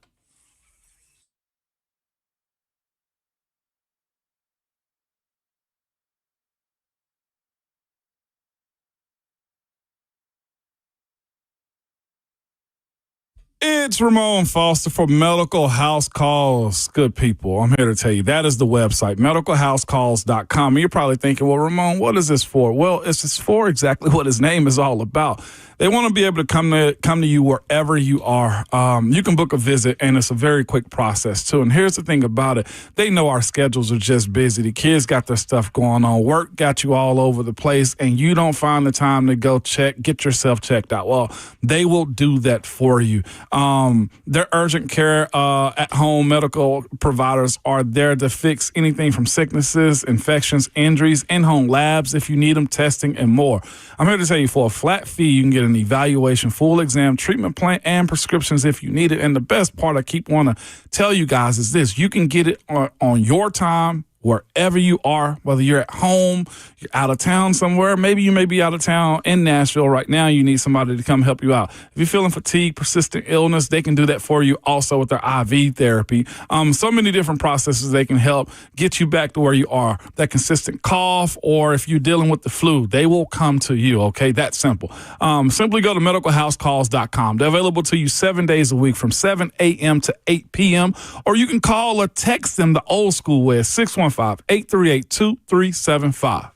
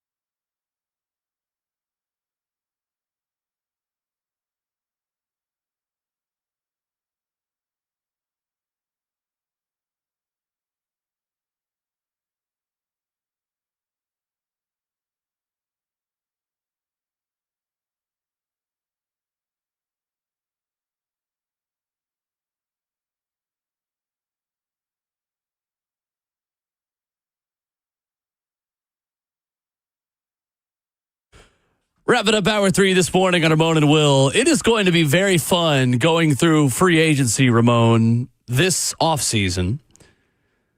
Because there are a lot of times y'all will call us or y'all will tweet us and be like, what about this guy? And we're like, well, no, it's going to be too much or it's not a fit, whatever. We're not going to really say no to many options this upcoming offseason for the Titans. No. They've got a lot of needs. They got a lot of money. And they've got a lot of connections on this new staff of guys who have worked with pretty good players who have been in other organizations. So at CBSSports.com, there is a new piece from Zachary Perelis, landing spots for NFL's top 50 free agents. And the Titans are linked to 8 of the top 50 free agents this offseason, Ramon. You ready for this? Mm-hmm. Here we go. Jalen Phillips, edge rusher. He says Tennessee Titans. Okay. Other suitors, he says Commanders, Chargers, Eagles. For Jalen Phillips, who only had 5 sacks this past season, but was tied for 9th league-wide in pressures. 19% pressure rate. Was in Philadelphia at the end of the season this past year. Started his career in Miami. Yes? Good? Yes. It fits what I thought Robert Saleh would want as an edge rusher. It was one of my main sticking points right there is finding those types. Long, rangy, big motors. That is the number 4 free agent on CBS Sports' top 50 free agents of 2026. Can I be honest about this? I think with what's available in the Titans pocketbook that my grandmama used to call it, in the pocketbook, I think it's appropriate to expect the Titans to spend heavy in the top 5, top 10 free agent prospects. Oh, yeah. Without me wanting to say you need to spend money. No question. They got to be shopping in the top 10. No question about it. Okay. So that is number 4, Jalen Phillips. The top 3 free agents he's got. George Pickens, number 1. Trey Hendrickson, number 2. Daniel Jones, number 3. I pass on Trey Hendrickson. Why's that? Injuries and old. I don't think he can facilitate him being part of the rebuild at his age and the amount of money that he may command too. And I would also expect a guy like him to want to go somewhere where he can finally compete for a championship as well. Jalen Phillips, on the other hand, is 26. That's what I'm saying. And is long and lanky. He just doesn't have the production Trey Hendrickson has, but who does? They need to get their butcher ticket and go to the front of the line. Butcher ticket. Jalen Phillips, career high 8.5 sacks as a rookie. 28 sacks in 5 seasons in the NFL. He was hurt in 2024 as well, but coming off that early season injury, played all 17 games this year. Mm-hmm. All right. The next one, he's got linked to the Titans as an other suitor is the number 10 player in free agency, Green Bay Packers linebacker Quay Walker, an inside linebacker. Kind of a Swiss Army knife. He does a little bit of everything for them, doesn't he? So what we changing who we're releasing? Well, I'll also tell you who else they have in a minute at inside linebacker, because clearly this writer at CBSSports.com thinks the Titans needed inside linebacker. I'm trying to figure out who doesn't fit the bill. Is Cody Barton too slow for Robert Saleh style defense is what they're correlating this to? Because he like Drake, he just signed a deal. You know what I'm saying? Like, that's where he is in the year that Cedric Gray has also had this year. That warrants at least an opportunity to prove your starting ways again. I mean, I know the Titans defense wasn't the greatest, but his production and level of play was high. They could get out of Cody Barton's 3-year, $21 million contract this offseason for only a $6.4 million dead cap hit. That ain't bad. I just thought a 3-year deal, you get 2 out of it minimum. But well, and you also have James Williams, who's sitting there, who still showed you some good things. I don't think he's in the conversation starting no more inside linebacker. Really? I think he's going to mess around and be a teamer. Just production that the other 2 dudes have had. And you're telling me they're already talking about planning to spend money in free agency. I hate to put him that way. I think he can still play the position. But as far as being your starter, I'm not willing to go down that lane when he and Cedric Gray both had an opportunity to go win that outright. And Cedric, who is still here, beat him outright. While he also had a lead in that race, too, I thought, earlier in the spring. Okay. That's just the way I would evaluate it. Okay. Fair. I'm not saying he can't play. For the people you said he's slow. No. I never said that. I'm just looking at the politics and how that dynamic unfolded. Number 11 on CBS Sports' top 50 free agents. They've got coming to the Titans, Ramon Foster, is a man by the name of Jawan Jennings. Juwan. Would you take Jawan Jennings on the Tennessee Titans? Yeah, you answered just by the look on your face. No, you see my eyes Yes, you raise would. up? I would. Exactly. Okay. Exactly. Writing CBSSports.com says, the writer says, Jennings had a breakout 24, followed up with a solid 2025. He is a big, strong, reliable receiver who is especially effective on third downs, and Robert Saleh would love to bring him along to from San Francisco to Tennessee. I would agree. I think he's this team's version of T. Higgins if you go get a bona fide one. Oh. I don't know if Jawan's a one. T. Higgins. He's one heck of a distraction and productive number 2 is the way I view him. That's a good question. I don't know that he's at that level. I don't know if he's a 1,000-yard receiver as a 2. Well, I mean, even if he's not a 1,000-yard receiver, I think the threat of what he is, I don't view him a 3. I view him as a solid 2 on a team. I think he's like a 2B. We're in the same ballpark. Yeah. We're in the same ballpark. Yeah, because you're right. I mean, he's not necessarily a wide receiver 3. Yeah, I don't see him as 1. But I also don't think he's like T. Higgins is a wide receiver 1 that's just a 2 because he's playing behind Jamar Chase. Is he? I think so. Okay. I do. I think T. Higgins is wide receiver 1 on half of the league's teams. Okay, on half of the league's team. I don't think Jawan is that. But I think he's a solid 2. I think he's a great safety valve for Cam. I think he's a great weapon. Yes. Okay. Absolutely. I will not take anything away from the caliber of player he is. They've got Alontae Taylor, another Vol, going to the Rams, but say the Titans are a suitor there. I'm all in on Alontae Taylor. All in on that. I think he makes a ton of sense. It has nothing to do, before you come at me with the fact that he played at Tennessee. It's the fact that he's the best nickel available this offseason, and the Titans need a nickel. And to that point, the Rams got a huge deficit there, too.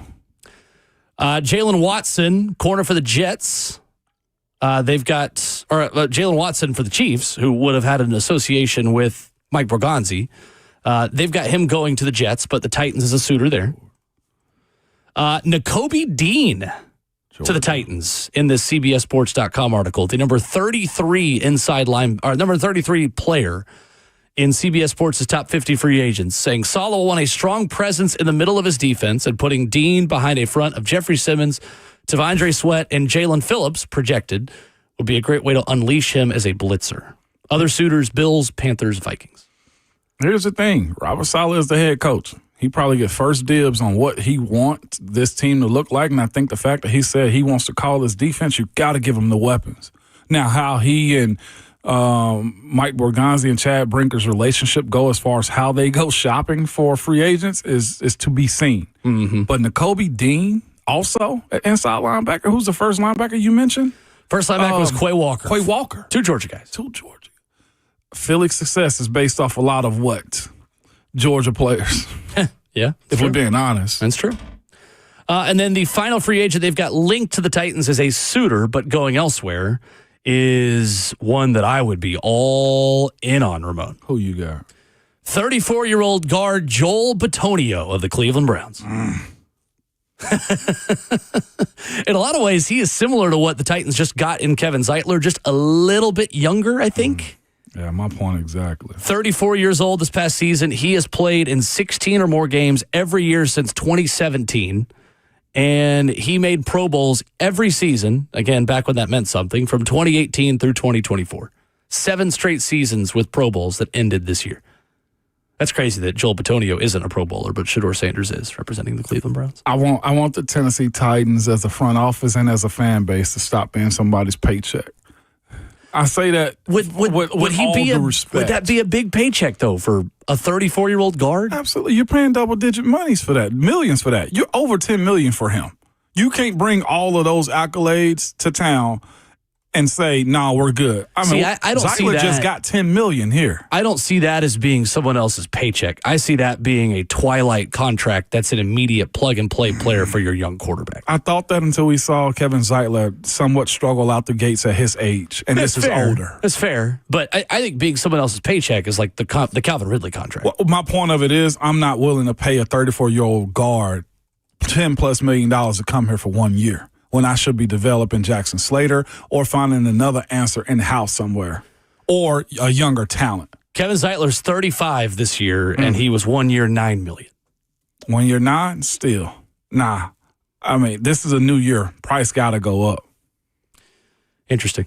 Yeah, I just saw that CBS coming. Sports has him go to the Texans anyway. Where's Pitts on this? Pitts is going where? Or is he franchise tag? Pitts, going back to the Falcons. Okay, all right. On this article, they have him as the number 20 free agent, saying new Falcons coach Kevin Stefanski has had a ton of success with tight ends during his time with the Browns, and Pitts, coming off a strong season, could be next in line.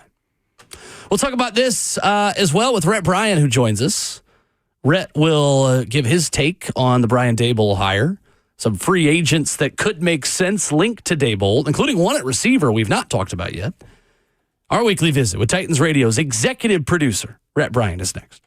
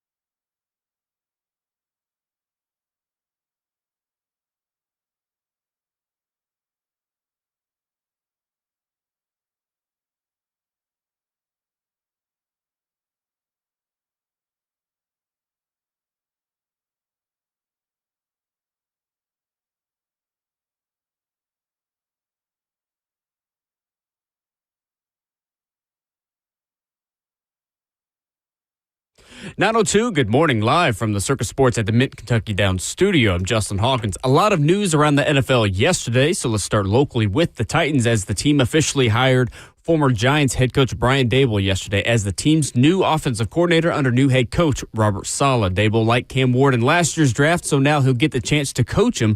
And of Daboll's 12 years as a head coach or offensive play caller, he's had top 10 rushing offenses 7 out of those 12 times.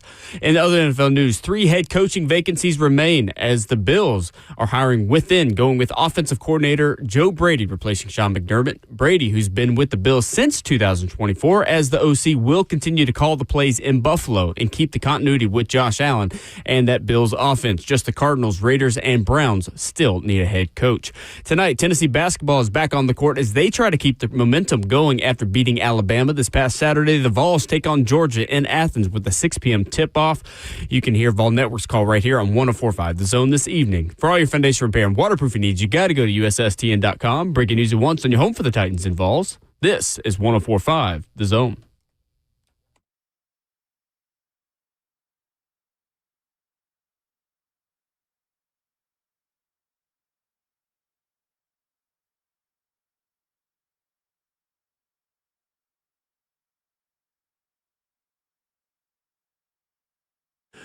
Away we go into the fourth and final hour, kicking off your Wednesday morning. Hope you are warm and safe. Maybe your power's coming back. Ooh. Whether you are commuting into work, navigating the icy back roads, or just commuting from your bedroom to the home office, we appreciate you for joining us this morning. Yes, sir. Ramon Foster back in the building. Justin Hawkins at the controls. I'm Will Bowling, joined, as always, at 9 o'clock on Wednesdays by Titans Radio's executive producer, Rhett Bryant. Good morning. Top of the morning to you, lads. Welcome. Good to see you again. Good morning, Rhett. It is good to be seen. I echo the sentiments of one William Bowling. I hope everybody is doing what they can do to stay warm. As an old head here in town, I remember the 1994 ice storm, which by measurements of precip and those things was actually a little worse than what's going on right now, but that means nothing to anyone who has not had power for the last 72 to 96 hours or plus. That's the thing I think we all end up taking for granted at some point is things that are just everyday operational. You know, we talk about our utility bills being this or that or the other, and then you go, oh, gosh. But all those linemen out there trying to work and get all that stuff together. I just feel bad for everybody involved because this is every once in a while Mother Nature comes up and smacks you upside the head. Oh, no doubt. And that's what happened here. Yeah, and that was what I was concerned about when those forecast models. Everybody was freaking about their forecast on the Apple, on their Apple devices. Yeah. And it's like the European model was always robust with it. We're going to get 18 inches of snow. Let me say this. That would have been worse than what this is because nothing structurally is built to handle that. Yeah, that would have been a problem. Coming in. But the ice, whew, that's a whole nother ballgame. And you see also if you get out a little bit, coming in from 65 north, south, going south into the city, I'm like, why does the highway look so different? Well, there are portions around, I guess, like the Madison area coming into the city that one side of the highway is on. And then the other side of just darkness, like they're still without power and stuff. Sure. Like even the highway street lights that are on the interstate now, I was like, why is it so dark? Oh, they're without power still. One is on one grid, one is on another. Yes. Yeah. Fascinating. Crazy. But, I hope everybody's staying warm because there is another Arctic blast coming this weekend and hopefully no precip involved with that. I don't think we're going to get anything out of that, but the eastern seaboard and the Carolinas are going to get hammered with snow. I know Danielle Breezy on her social media yesterday was talking about how since the sun came out for a couple hours yesterday and did melt some things and then went back behind the clouds and things refroze, that creates additional danger this morning. And today that, if you're driving around this morning, you may have already seen some roads that were good yesterday that might actually have gotten worse today, even though there wasn't any additional precip. Unless you live up in a rural area. Yeah, right. What you're going to run into is you're going to find some slick spots on your street and maybe a connecting street. But when you get to the main thoroughfares, it's in pretty good shape. Right. I will say, too, speaking of the dangerous side of it, you people that like to hop in front of folks while they're driving, small cars, I get it. You might be all-wheel drive or big trucks and you just feel that comfortable. Don't abruptly brake, okay? Because some people that take their time and watch it, and it might be ice right there. Why are y'all speeding and then you got to feel like you abruptly, I'm tough driving in the snow and ice? Shut up. I saw it on I-24 this morning. Yeah, I did. Am I tripping? I'm not tripping at all. It was a guy in a F-150 Raptor truck. Just rolling. Not mine. Not me this time. You weren't on I-24. You don't come to work that way. You were already at work when this happened. I just wanted to clarify that because I'm disparaging here to help you clarify. Now. I'm a hater of you hard breakers out there, okay? Be careful, you fool. Be hard breakers. I love it. The Titans hired Brian Daboll yesterday, as first reported by NFL insider Jelly Roll at JellyRoll615 on Twitter. We live in a world where Jelly Roll is scooping. How about that? I love the way the national media also played along. And I think like Ian Rappaport was like, good scoop, Jelly. Diana Rossini tweeted like, Jelly Roll scooped us all. Like, you know what? They can have a sense of humor about it. The funniest tweet I saw was Mike Garafolo. He said, without Wi-Fi on a plane for the last hour, I land to see that Jelly Roll has scooped an offensive coordinator hiring for the Titans, and then Bill Belichick has missed being a first ballot Hall of Famer. And he goes through a list of things. He goes, God, did I just go into like some kind of a warp, a black hole? Like, what in the world happened? I did see somebody to that point real quick say, my parlay is joking. My parlay of Shedeur Sanders to make the Pro Bowl and Bill Belichick to not be a first ballot Hall of Famer just hit at plus 7 million. Wow. Joking. With all these prediction markets out there that you could literally just like make up any bet. It's like, yeah, I think if you'd put those two together, probably would have had pretty long odds on that one. But have y'all talked about the Bill Belichick thing? We did a little bit. Yeah. What's your take? How you getting it, man? Here's the thing. First of all, Mike Sando. Yes. Is an excellent follow, an excellent writer on The Athletic. I thought he had the most reasonable approach of what potentially how they arrived at this decision. Now, does it look weird? Sure it does. Yeah. Because you have the potential setup now of Robert Kraft not making it this time and not Bill Belichick, which is, probably a dichotomy in and of itself. Mm-hmm. But the way he explained how the rule change in 2025 with the Blue Ribbon Committee and the senior candidates, in other words, the players that have been passed over in previous years. So it's down to Robert Kraft. It was down to Robert Kraft. It was down to Bill Belichick. And then the three players were Ken Anderson, the former quarterback of the Cincinnati Bengals, L.C. Greenwood, defensive end of the Steel Curtain, and who was the other one I'm missing? We just had those names too. Sheesh. I thought I had it, and then I forgot it. Anyway, he had a very basically he was telling his logic and how Craig. Roger Craig, right. Yeah. 49ers running back, L.C. Greenwood, and then Ken Anderson, the Bengals. Yeah. And Roger Craig had been passed over for many years. He's the first back to ever have 1,000 receiving yards and 1,000 rushing yards in a season in that machine when they won all those world championships. And, of course, then everybody is with, pitchforks and torches wanting to know who didn't vote. Now, they're not allowed to disclose that. It is, they don't disclose those things. And of course, somebody's now keeping a spreadsheet on there. I saw this morning about, these people have already admitted publicly that they voted for him. And it's like, it's a flawed system as anything is. And it probably will spark some rule changes going forward. I mean, we'll see. That's what happens when the league does rule changes as it pertains to the game.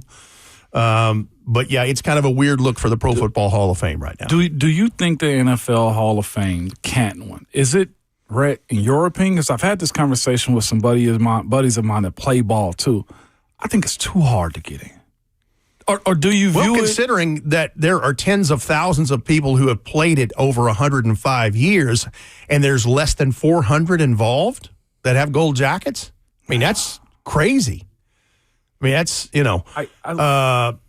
I'll say this.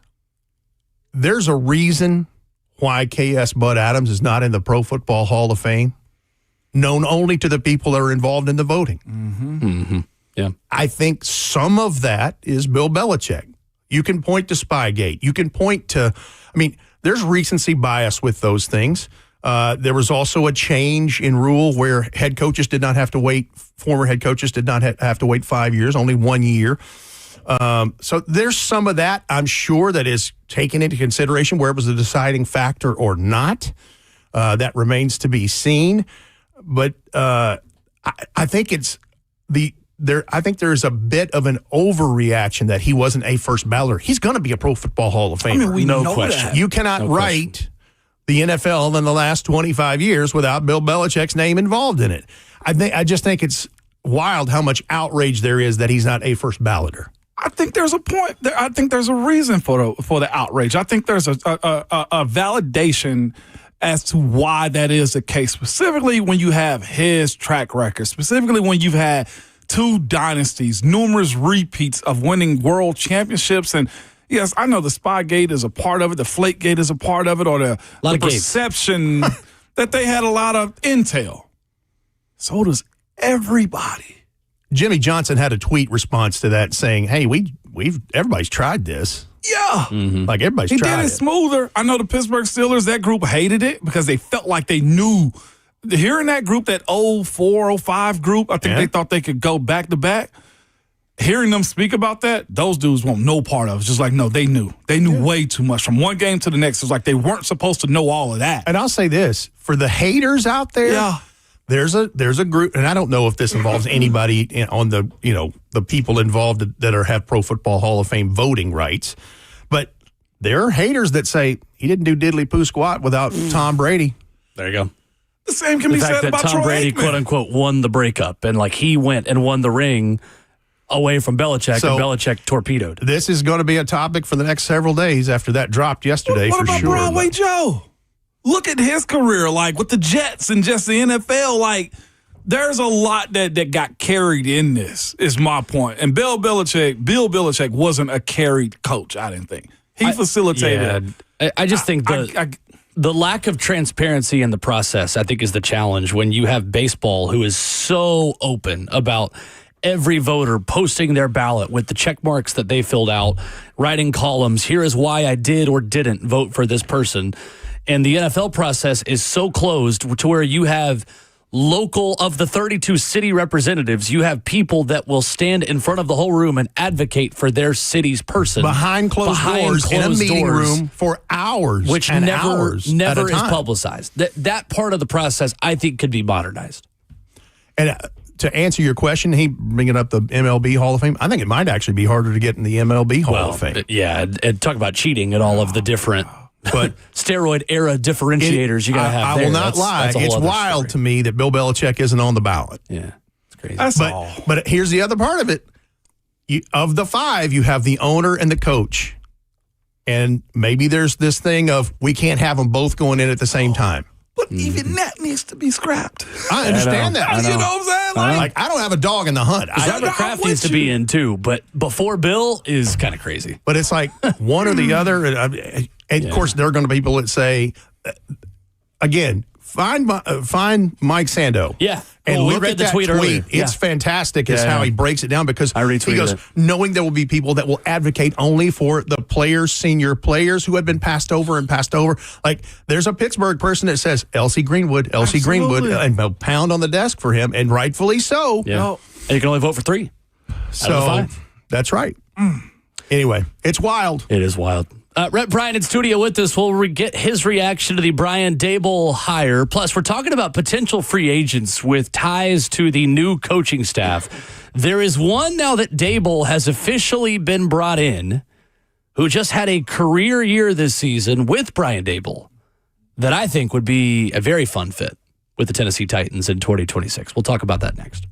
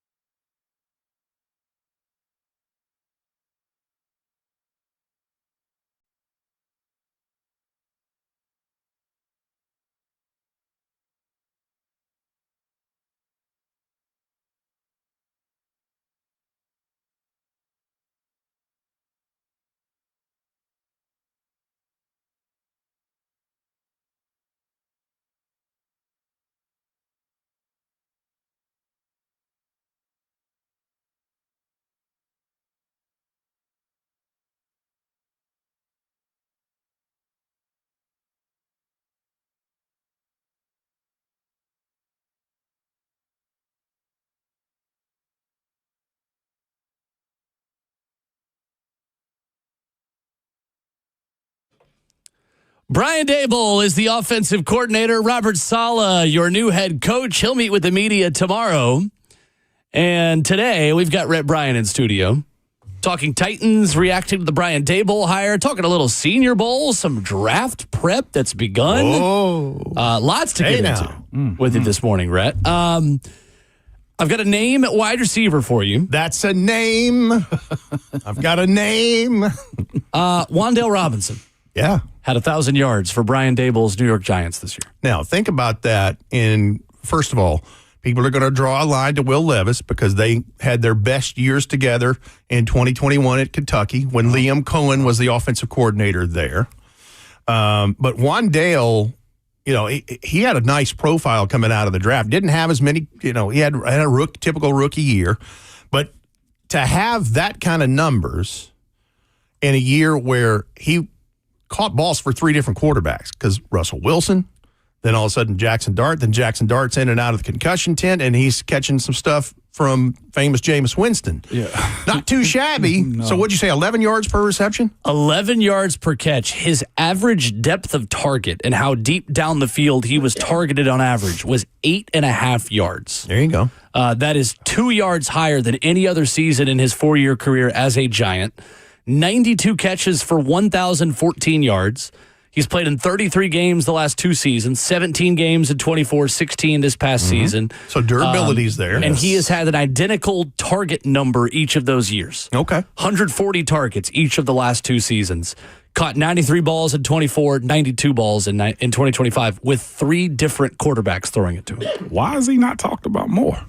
That's a great question. I think part of it is because of the kind of year that the Giants ended up having. Sure. And you're right. You would think with Malik Neighbors being shelved with an injury, bro, that people would be talking about his name more. I haven't looked at the potential complete list of in fact, a lot of the positions. I hadn't looked at a ton of that yet. I'd be interested to see who the other potential free agent wide receivers are going to be and what this crop will have here in the next few days and weeks, and certainly post cuts after the new year starts in middle of March. So ESPN.com did list their top 50 free agents this morning as well. And in their top 50, they have George Pickens as number 2. Alec Pierce is number 6. That is, if I'm picking one player the Titans signed this offseason, it's Alec Pierce. I think his ability as a deep threat.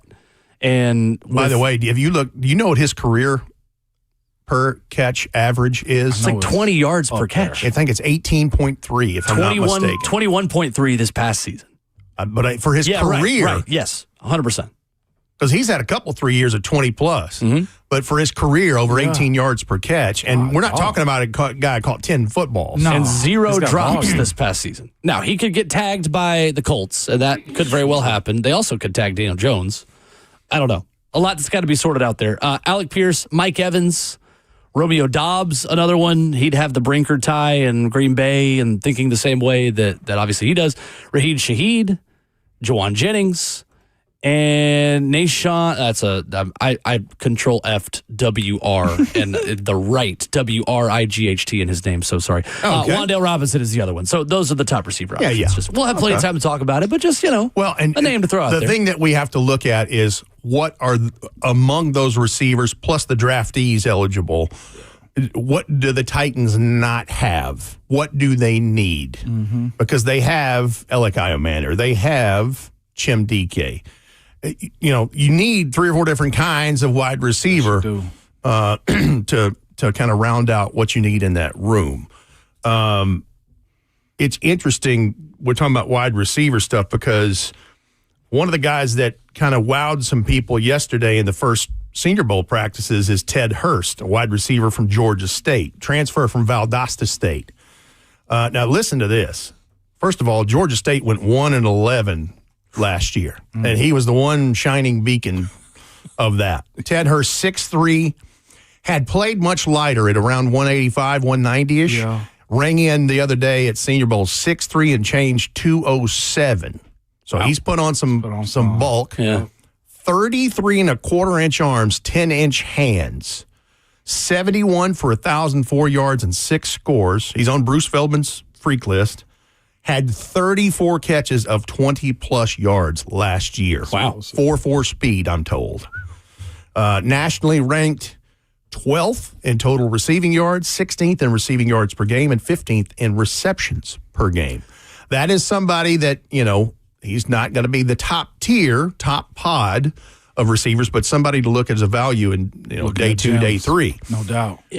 Real quick, too, on Ted Hurst, Vandy fans just shuddered as you said his name because he was a big reason why Georgia State upset Vandy in 2024. He had 7 for 128 and 2 touchdowns against the Commodores in 2024. Against SEC talent. Yeah, against that defense, which is known to be solid. Not as good this year, but last year, 2024, he carved him up. This year, 7 for 71 against Vandy in the game. Vandy won 70-21. Speaking of Vandy, Diego Pavia, 5'9" and 7/8, 198 pounds. Ramon. What? I didn't even do that. You're just. I mentioned numbers, and there's a chuckle there. But this whole deal, you remember me saying a few weeks ago on this very program, I was like, I don't think he's 6 feet tall. Can't run from it. Now, you can't question the dog in him at all. No doubt. Like the stuff he's done, you can't take that away at all. Size don't mean everything. I always tell every young athlete, I don't care if you're 6'10 or 5'10 or 5'8. If you can play, they going to come and find you. Now, Rhett, that is a hurdle, though. As far as trying to convince teams that I can play at this level because they don't go for the really good. They go for the 1%ers. Right? Like, that's the difference in what you're asking for. And a lot of these teams, the reason they measure in height and hand size and all that type of stuff, they have profiles that you have to meet as a player. That's all it is. Look, if he was 6'2", 215, we wouldn't be having this conversation. Not even. He'd probably be top 2 rounds. I mean, yeah. Well, what he's with done? The resume that he's put together in Vanderbilt? Yeah. Absolutely. I'll tell you who I'm interested in at the Senior Bowl, Rhett, in continuing to follow. And I have seen him as a person linked to the Titans as a day 2 draft pick, especially in a 4-3 defense with Robert Saleh that may have more need for another inside linebacker, is Texas Tech linebacker Jacob Rodriguez, who was not only the fastest linebacker at Senior Bowl practice yesterday, he was nearly a full mile per hour faster than the next fastest linebacker. 18.73 miles per hour is what Jacob Rodriguez was clocked at the Senior Bowl practice yesterday. No other linebacker was over 18 miles per hour, period. First of all, you want to see some stuff, just look at the college football playoff stuff. Right. But you can go back and look at, week to week. Dude is a violent player. He loves the contact, man. Yes, he was. And he'll bring it. No, I big Rodriguez fan. Big Rodriguez fan. The other people and first of all, defensively, no Reuben Bain, no Akeem Mesidor, both of those cats from Miami, no David Bailey from Texas Tech. We're talking about edge pass rushers. Colton Hood from Tennessee. Really had a good day yesterday. He did. Yeah. He was around the ball, disrupted the ball. Rang in at 5'11 3/4, 188 pounds. The questions on him have been, early on is his long speed and ability to recover. Yeah. He's very physical at the line. Yes. But apparently by all reporting and then just watching through some stuff yesterday afternoon on television, looks like he certainly started to make an impression there. When you're talking about the edge rushers that are there outside of the big 3 that initially accepted invites and then bowed out, there's some good dudes there. Gabe Yakis, the linebacker from Illinois, is somebody to have on your radar. 1,221 snaps in the last couple of years for the Fighting Illini. 6'3", 275. Started 8 games for Illinois as a true freshman. So he's been around a minute. He's a good run stopper and has good length. He's a speed to power guy. So that's somebody to look at. Romello Height, Texas Tech. This is David Bailey's teammate there for the Red Raiders. 6-year senior. Nearly 1,100 snaps between 2024 and 25. Played at Georgia Tech, USC, Auburn, and then Texas Tech. So he's, going to be what this is going around. The thing with him, he had 6.5 sacks previously in his other stops. He had 10.5 in 2025. So he had a career year, but they questioned the size. He was a 4-star linebacker coming out. He's 6'2 3/4", 228 pounds. Light in the rear end is what do his people, arms or anything just yet? Not yet. Don't have an arm measurement, but a lot of people think he could, at the very least, be early on a situational pass rusher, right, and see if he could add some functional strength in there. Derek Moore from Michigan is a guy that started to get some people's attention yesterday. 6'3 3/8", 260 pounds. This guy has no problem with length. 34-inch arms on this guy. Bull rusher, good hands. About 920 snaps in 2025. His athletic traits are what they think is what may hold him back a notch. But the other stuff's there. TJ Parker from Clemson was another one that started to get some attention yesterday. And this is a guy that production dropped off for him in 2025. But Clemson also had an off year, yes, too. They did, in so general. Don't know how much of that is relatable. Another one that you should keep on your radar is Zion Young from Missouri. Mm-hmm. Now, this dude is a monster. 6'5", 263, 33.5-inch arms. And year over year, his pass rush win rate up. Him and Damon Wilson were a force to be reckoned with from Missouri. Speed to power guy. But there are some names there that, you should keep an eye on. And, sans all the big cats that you're going to hear mentioned over and over and over again in the next few weeks and months, and Ruben Bain, Akeem Mesidor, David Bailey, Keldrick Falk from Auburn, who is just an athletic freak, who's 6'6", 288. He's only 20 years old. That. Oh, good grief. Also spent some time, I watched all of the East-West Shrine game last night, and there was a certain defensive line coach for the East team I had interest in. It's been linked to the Tennessee Titans, so that was interesting to see. The thing with these all-star games is guys leaving early or checking out or accepting and then not coming, and the East-West Shrine game had that too. 53 guys left early and did not participate in the game last night at the Star in Arlington. Watched Virginia Tech quarterback Kyron Drones. That's Cam Ward's cousin. Unfortunately, he had a pick that sealed the win for the other team. Ryan Stonehouse's cousin Jack Stonehouse from Syracuse did a nice job last night. I'm going to tell you who kicked the daylights out of the football is the Florida kicker, Trey Smack. He had a 57-yarder last night. Now, it's indoors, but it's still 57 yards. But do you know who else I was interested to watch is Lander Barton, Cody's brother. A Utah. Yes. A Ute just like Cody. 6'3", 233. Had a nice tackle to save a touchdown near the goal line on Houston running back Dean Connors. But, yeah, there was some interesting things to view in that game last night.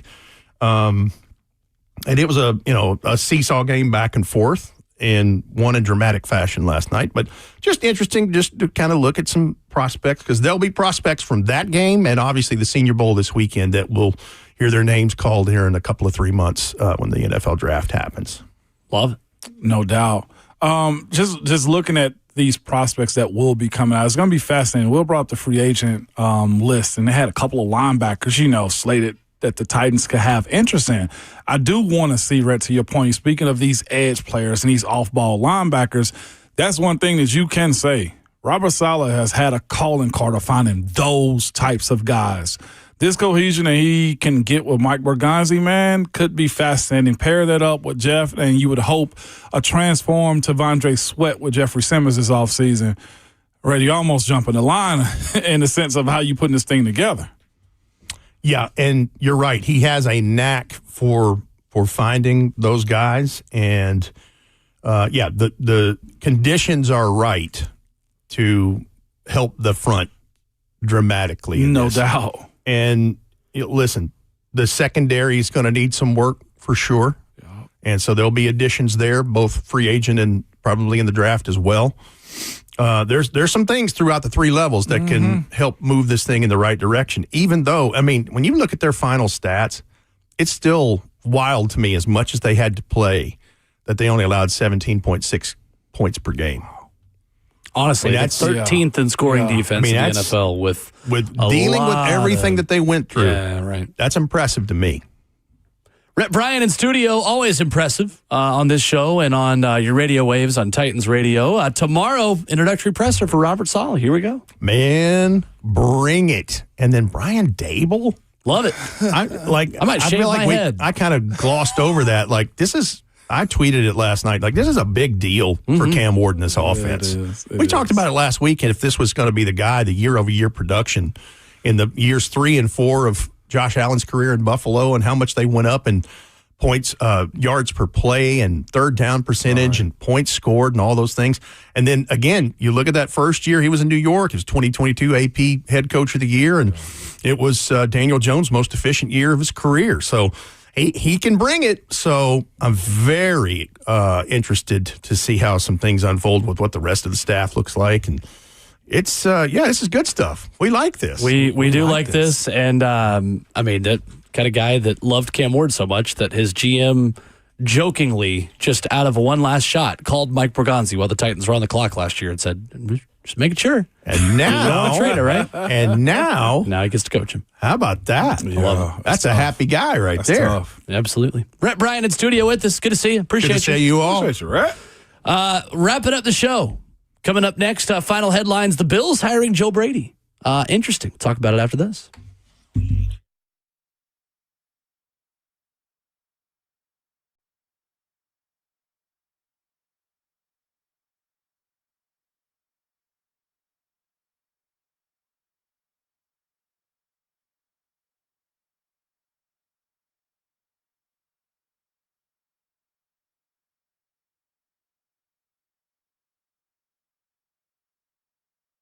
What comes to mind when you think of home? Maybe it's the meals around the table, movie nights on the couch, or the feeling of walking through the door and just knowing you're safe. Home is where life happens, and at the center of it all is your home's foundation. And at USS, they understand how important that foundation is to your life and how much trust it takes when you need help protecting it. Now, we're all learning. January is a wet month, and we've already seen a good bit of this. So water starts showing up where it doesn't belong, in your basement or crawl space. It can quickly become a serious problem. And when figuring out where the water is coming from can be a nightmare. It can come from poor drainage, small cracks in your foundation walls, or even a hidden plumbing leak. But the USS team of experts will find out why your basement or crawl space is wet, then create a custom plan to fix it the right way and with a lifetime warranty. At United Structural Systems, they're more than a team of problem solvers. They're your neighbors, and they care about their customers. That's you. So go ahead and visit USSTN.com to learn more. That's USSTN.com, or call them 615-488-7855.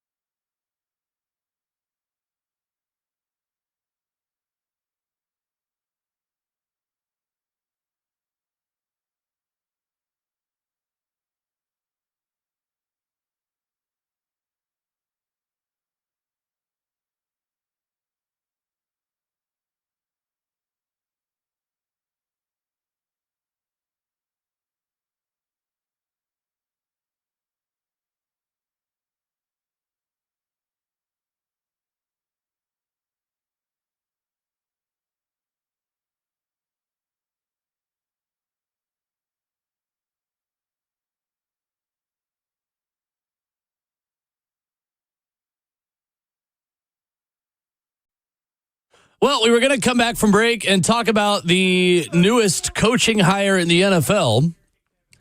And while we were away, a newest coaching hire happened in the NFL. Urbana will wrap it up the show. Hit the podcast feed if you missed any of it this morning. Todd Monken will be the next head coach of the Cleveland Browns. Former Baltimore Ravens offensive coordinator, former Georgia offensive coordinator. Wow. NFL head coach, Todd Monken. Thoughts? None. Cleveland. Oh, okay. I didn't know Monken was that serious of a head coach candidate.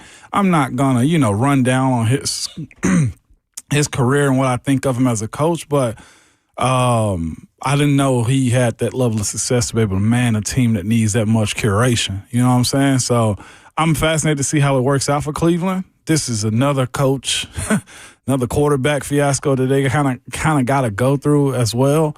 I know this about him getting that job. He clearly writes really good essays then, if that's the case. Considering Cleveland had their coaches submit essays and do homework. 37 years of coaching experience is what he will bring to Cleveland. His first time being an offensive play caller was 2011 at Oklahoma State. He was then hired as a head coach. Last time he's been a head coach, the only other time, was at Southern Miss from 2013 to 2015.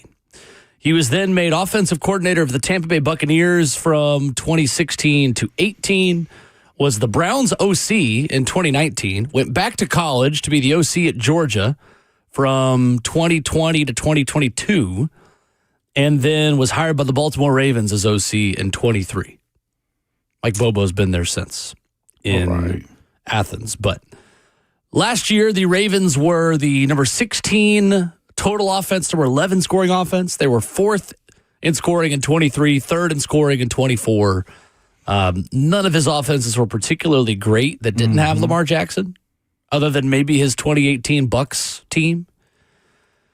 Woof. That's just so uninspiring to me. Same. And he's young enough to kind of grow up with that team, I guess, though, as well. It's just fascinating that he's in this spot. No, I mean, he's 59. My bad. Yeah. Yeah, he's a little bit older. He's a little bit older. For a first-time head coach in the NFL. What age on him? All right, then. I would have gone. Cleveland! This is for you! Todd Monken. That's what's for you. Maybe Nate Shieldhouse didn't want the job. I'd rather take the risk, man. I'd rather go for it. And if you come up empty, fine, you come up empty. But I'd rather go for the young, exciting name in Cleveland. That's just me. I stand there right with you on this one, man. Looking at what they need, and I feel like they've tried every just side of this coin that you possibly can have. Not even this. They're using the magic 8 ball at this point to try to figure out what they are. Andrew Berry and his ability to kind of keep this team together and bring the talent in, but it's been more of the on-field operation that's kind of thrown Cleveland behind. Like, you have a coach that won not once but twice Coach of the Year, and he's fired. How did he go from that to this so soon? And then you reset with an older gentleman, too. And I thought, to be quite honest with you, I thought Stefanski was mature enough for what Cleveland is. I felt like they've had enough success to warrant, standing by him and allowing him to be the head coach. And yet and behold, they go to another offensive guy in Todd Monken to try to figure this thing out again. Interesting. I feel like a lot of these hires this cycle has been, what's the actual improvement in your new head coach? Going from McDermott to Joe Brady, going from Stefanski to Todd Monken, going from Mike Tomlin to Mike McCarthy. Like, where's these improvements in these head coaches? It's lateral. Well, Tomlin didn't get fired. Yeah, that's true. He stepped down. But there's no improvement in your coach, though. Maybe a step down. The only probably improvement this offseason has been the Titans, going from Callahan That's very to true. Saleh. I mean, the Giants went for Brian Daboll to John also Harbaugh. Daboll. Yeah, it's two. Yeah. That's a fascinating approach to trying to right the ship there, considering you had a guy that you felt like couldn't relate to the quarterbacks that you had in the building to an older gentleman now that's got to figure out how he's going to relate to Deshaun and Shador. It's Pro Bowler Shador and Dylan Gabriel still. I mean, just the Nate Shieldhouse thing made so much sense because the only way Cleveland is ever going to get a young up-and-coming name like that is if that name is just really unproven. Because if Nate Scheelhaase and the Rams offense have one more year this year the way they did, or next year the way they did this past year, he's going to be able to pick something better than Cleveland. And he was in their building twice. Like, he did the second round of interview. He wrote the essay that reportedly you had to write to go through the Browns process. Like, he was willing to do it. And they hired Todd Monken? I don't know. I mean, Todd Monken has a higher floor than Nate Scheelhaase. He's been in the league longer, but the ceiling that Nate Scheelhaase could have brought you is, I think, you're talking skyscraper versus house. I would hate to be in that building. Like, as a for player. so many reasons. You'd have to live in Cleveland, first of all. I mean, yeah. Although the summers are mild, they can get hot there too. But like the uncertainty of what you are as a team, like changing coaches shorten your career. Yeah, oh yeah. You know, like different types of players that they want in, and this feels like another 2-year project for Cleveland before they shift and go to another coach. And Andrew Berry's probably gone, and there's a new stadium. You're also changing involved. the type of player that you like. All these things. All of those just, things play.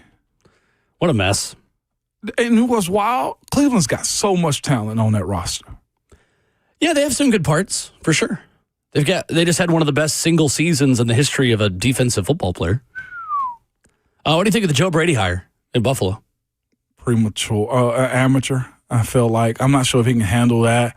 A lot of people saying he brought the posters to the class project, but he actually didn't do the work in the class projects.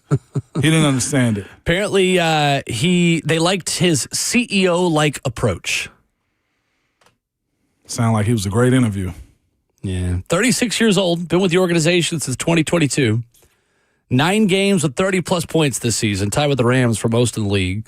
The Bills are 31-10 since they fired Ken Dorsey and promoted Joe Brady in 2023. It's the best record in the NFL. I can be wrong about all these things. They could all be home run hits. It's just hard to, yeah, right. I mean, like all these guys, you never know, but it's hard to get tired of the current regime not maximizing the roster and then hiring someone within that regime to be your new head coach. That doesn't really add up for me. Back at it tomorrow morning, 6 a.m. Coach Mack will join us. It'll be Robert Saleh press conference day. Solid day. Talk about the things you want to hear from him, what you want to learn from the new Titans head coach. Falls in action tonight against Georgia. Much more still to come. 8 more hours to go this week. Hope you thaw out. Hope you get some power today if you hadn't gotten already, myself included. But remember, your Twitter fingers and your mic is always hot, baby.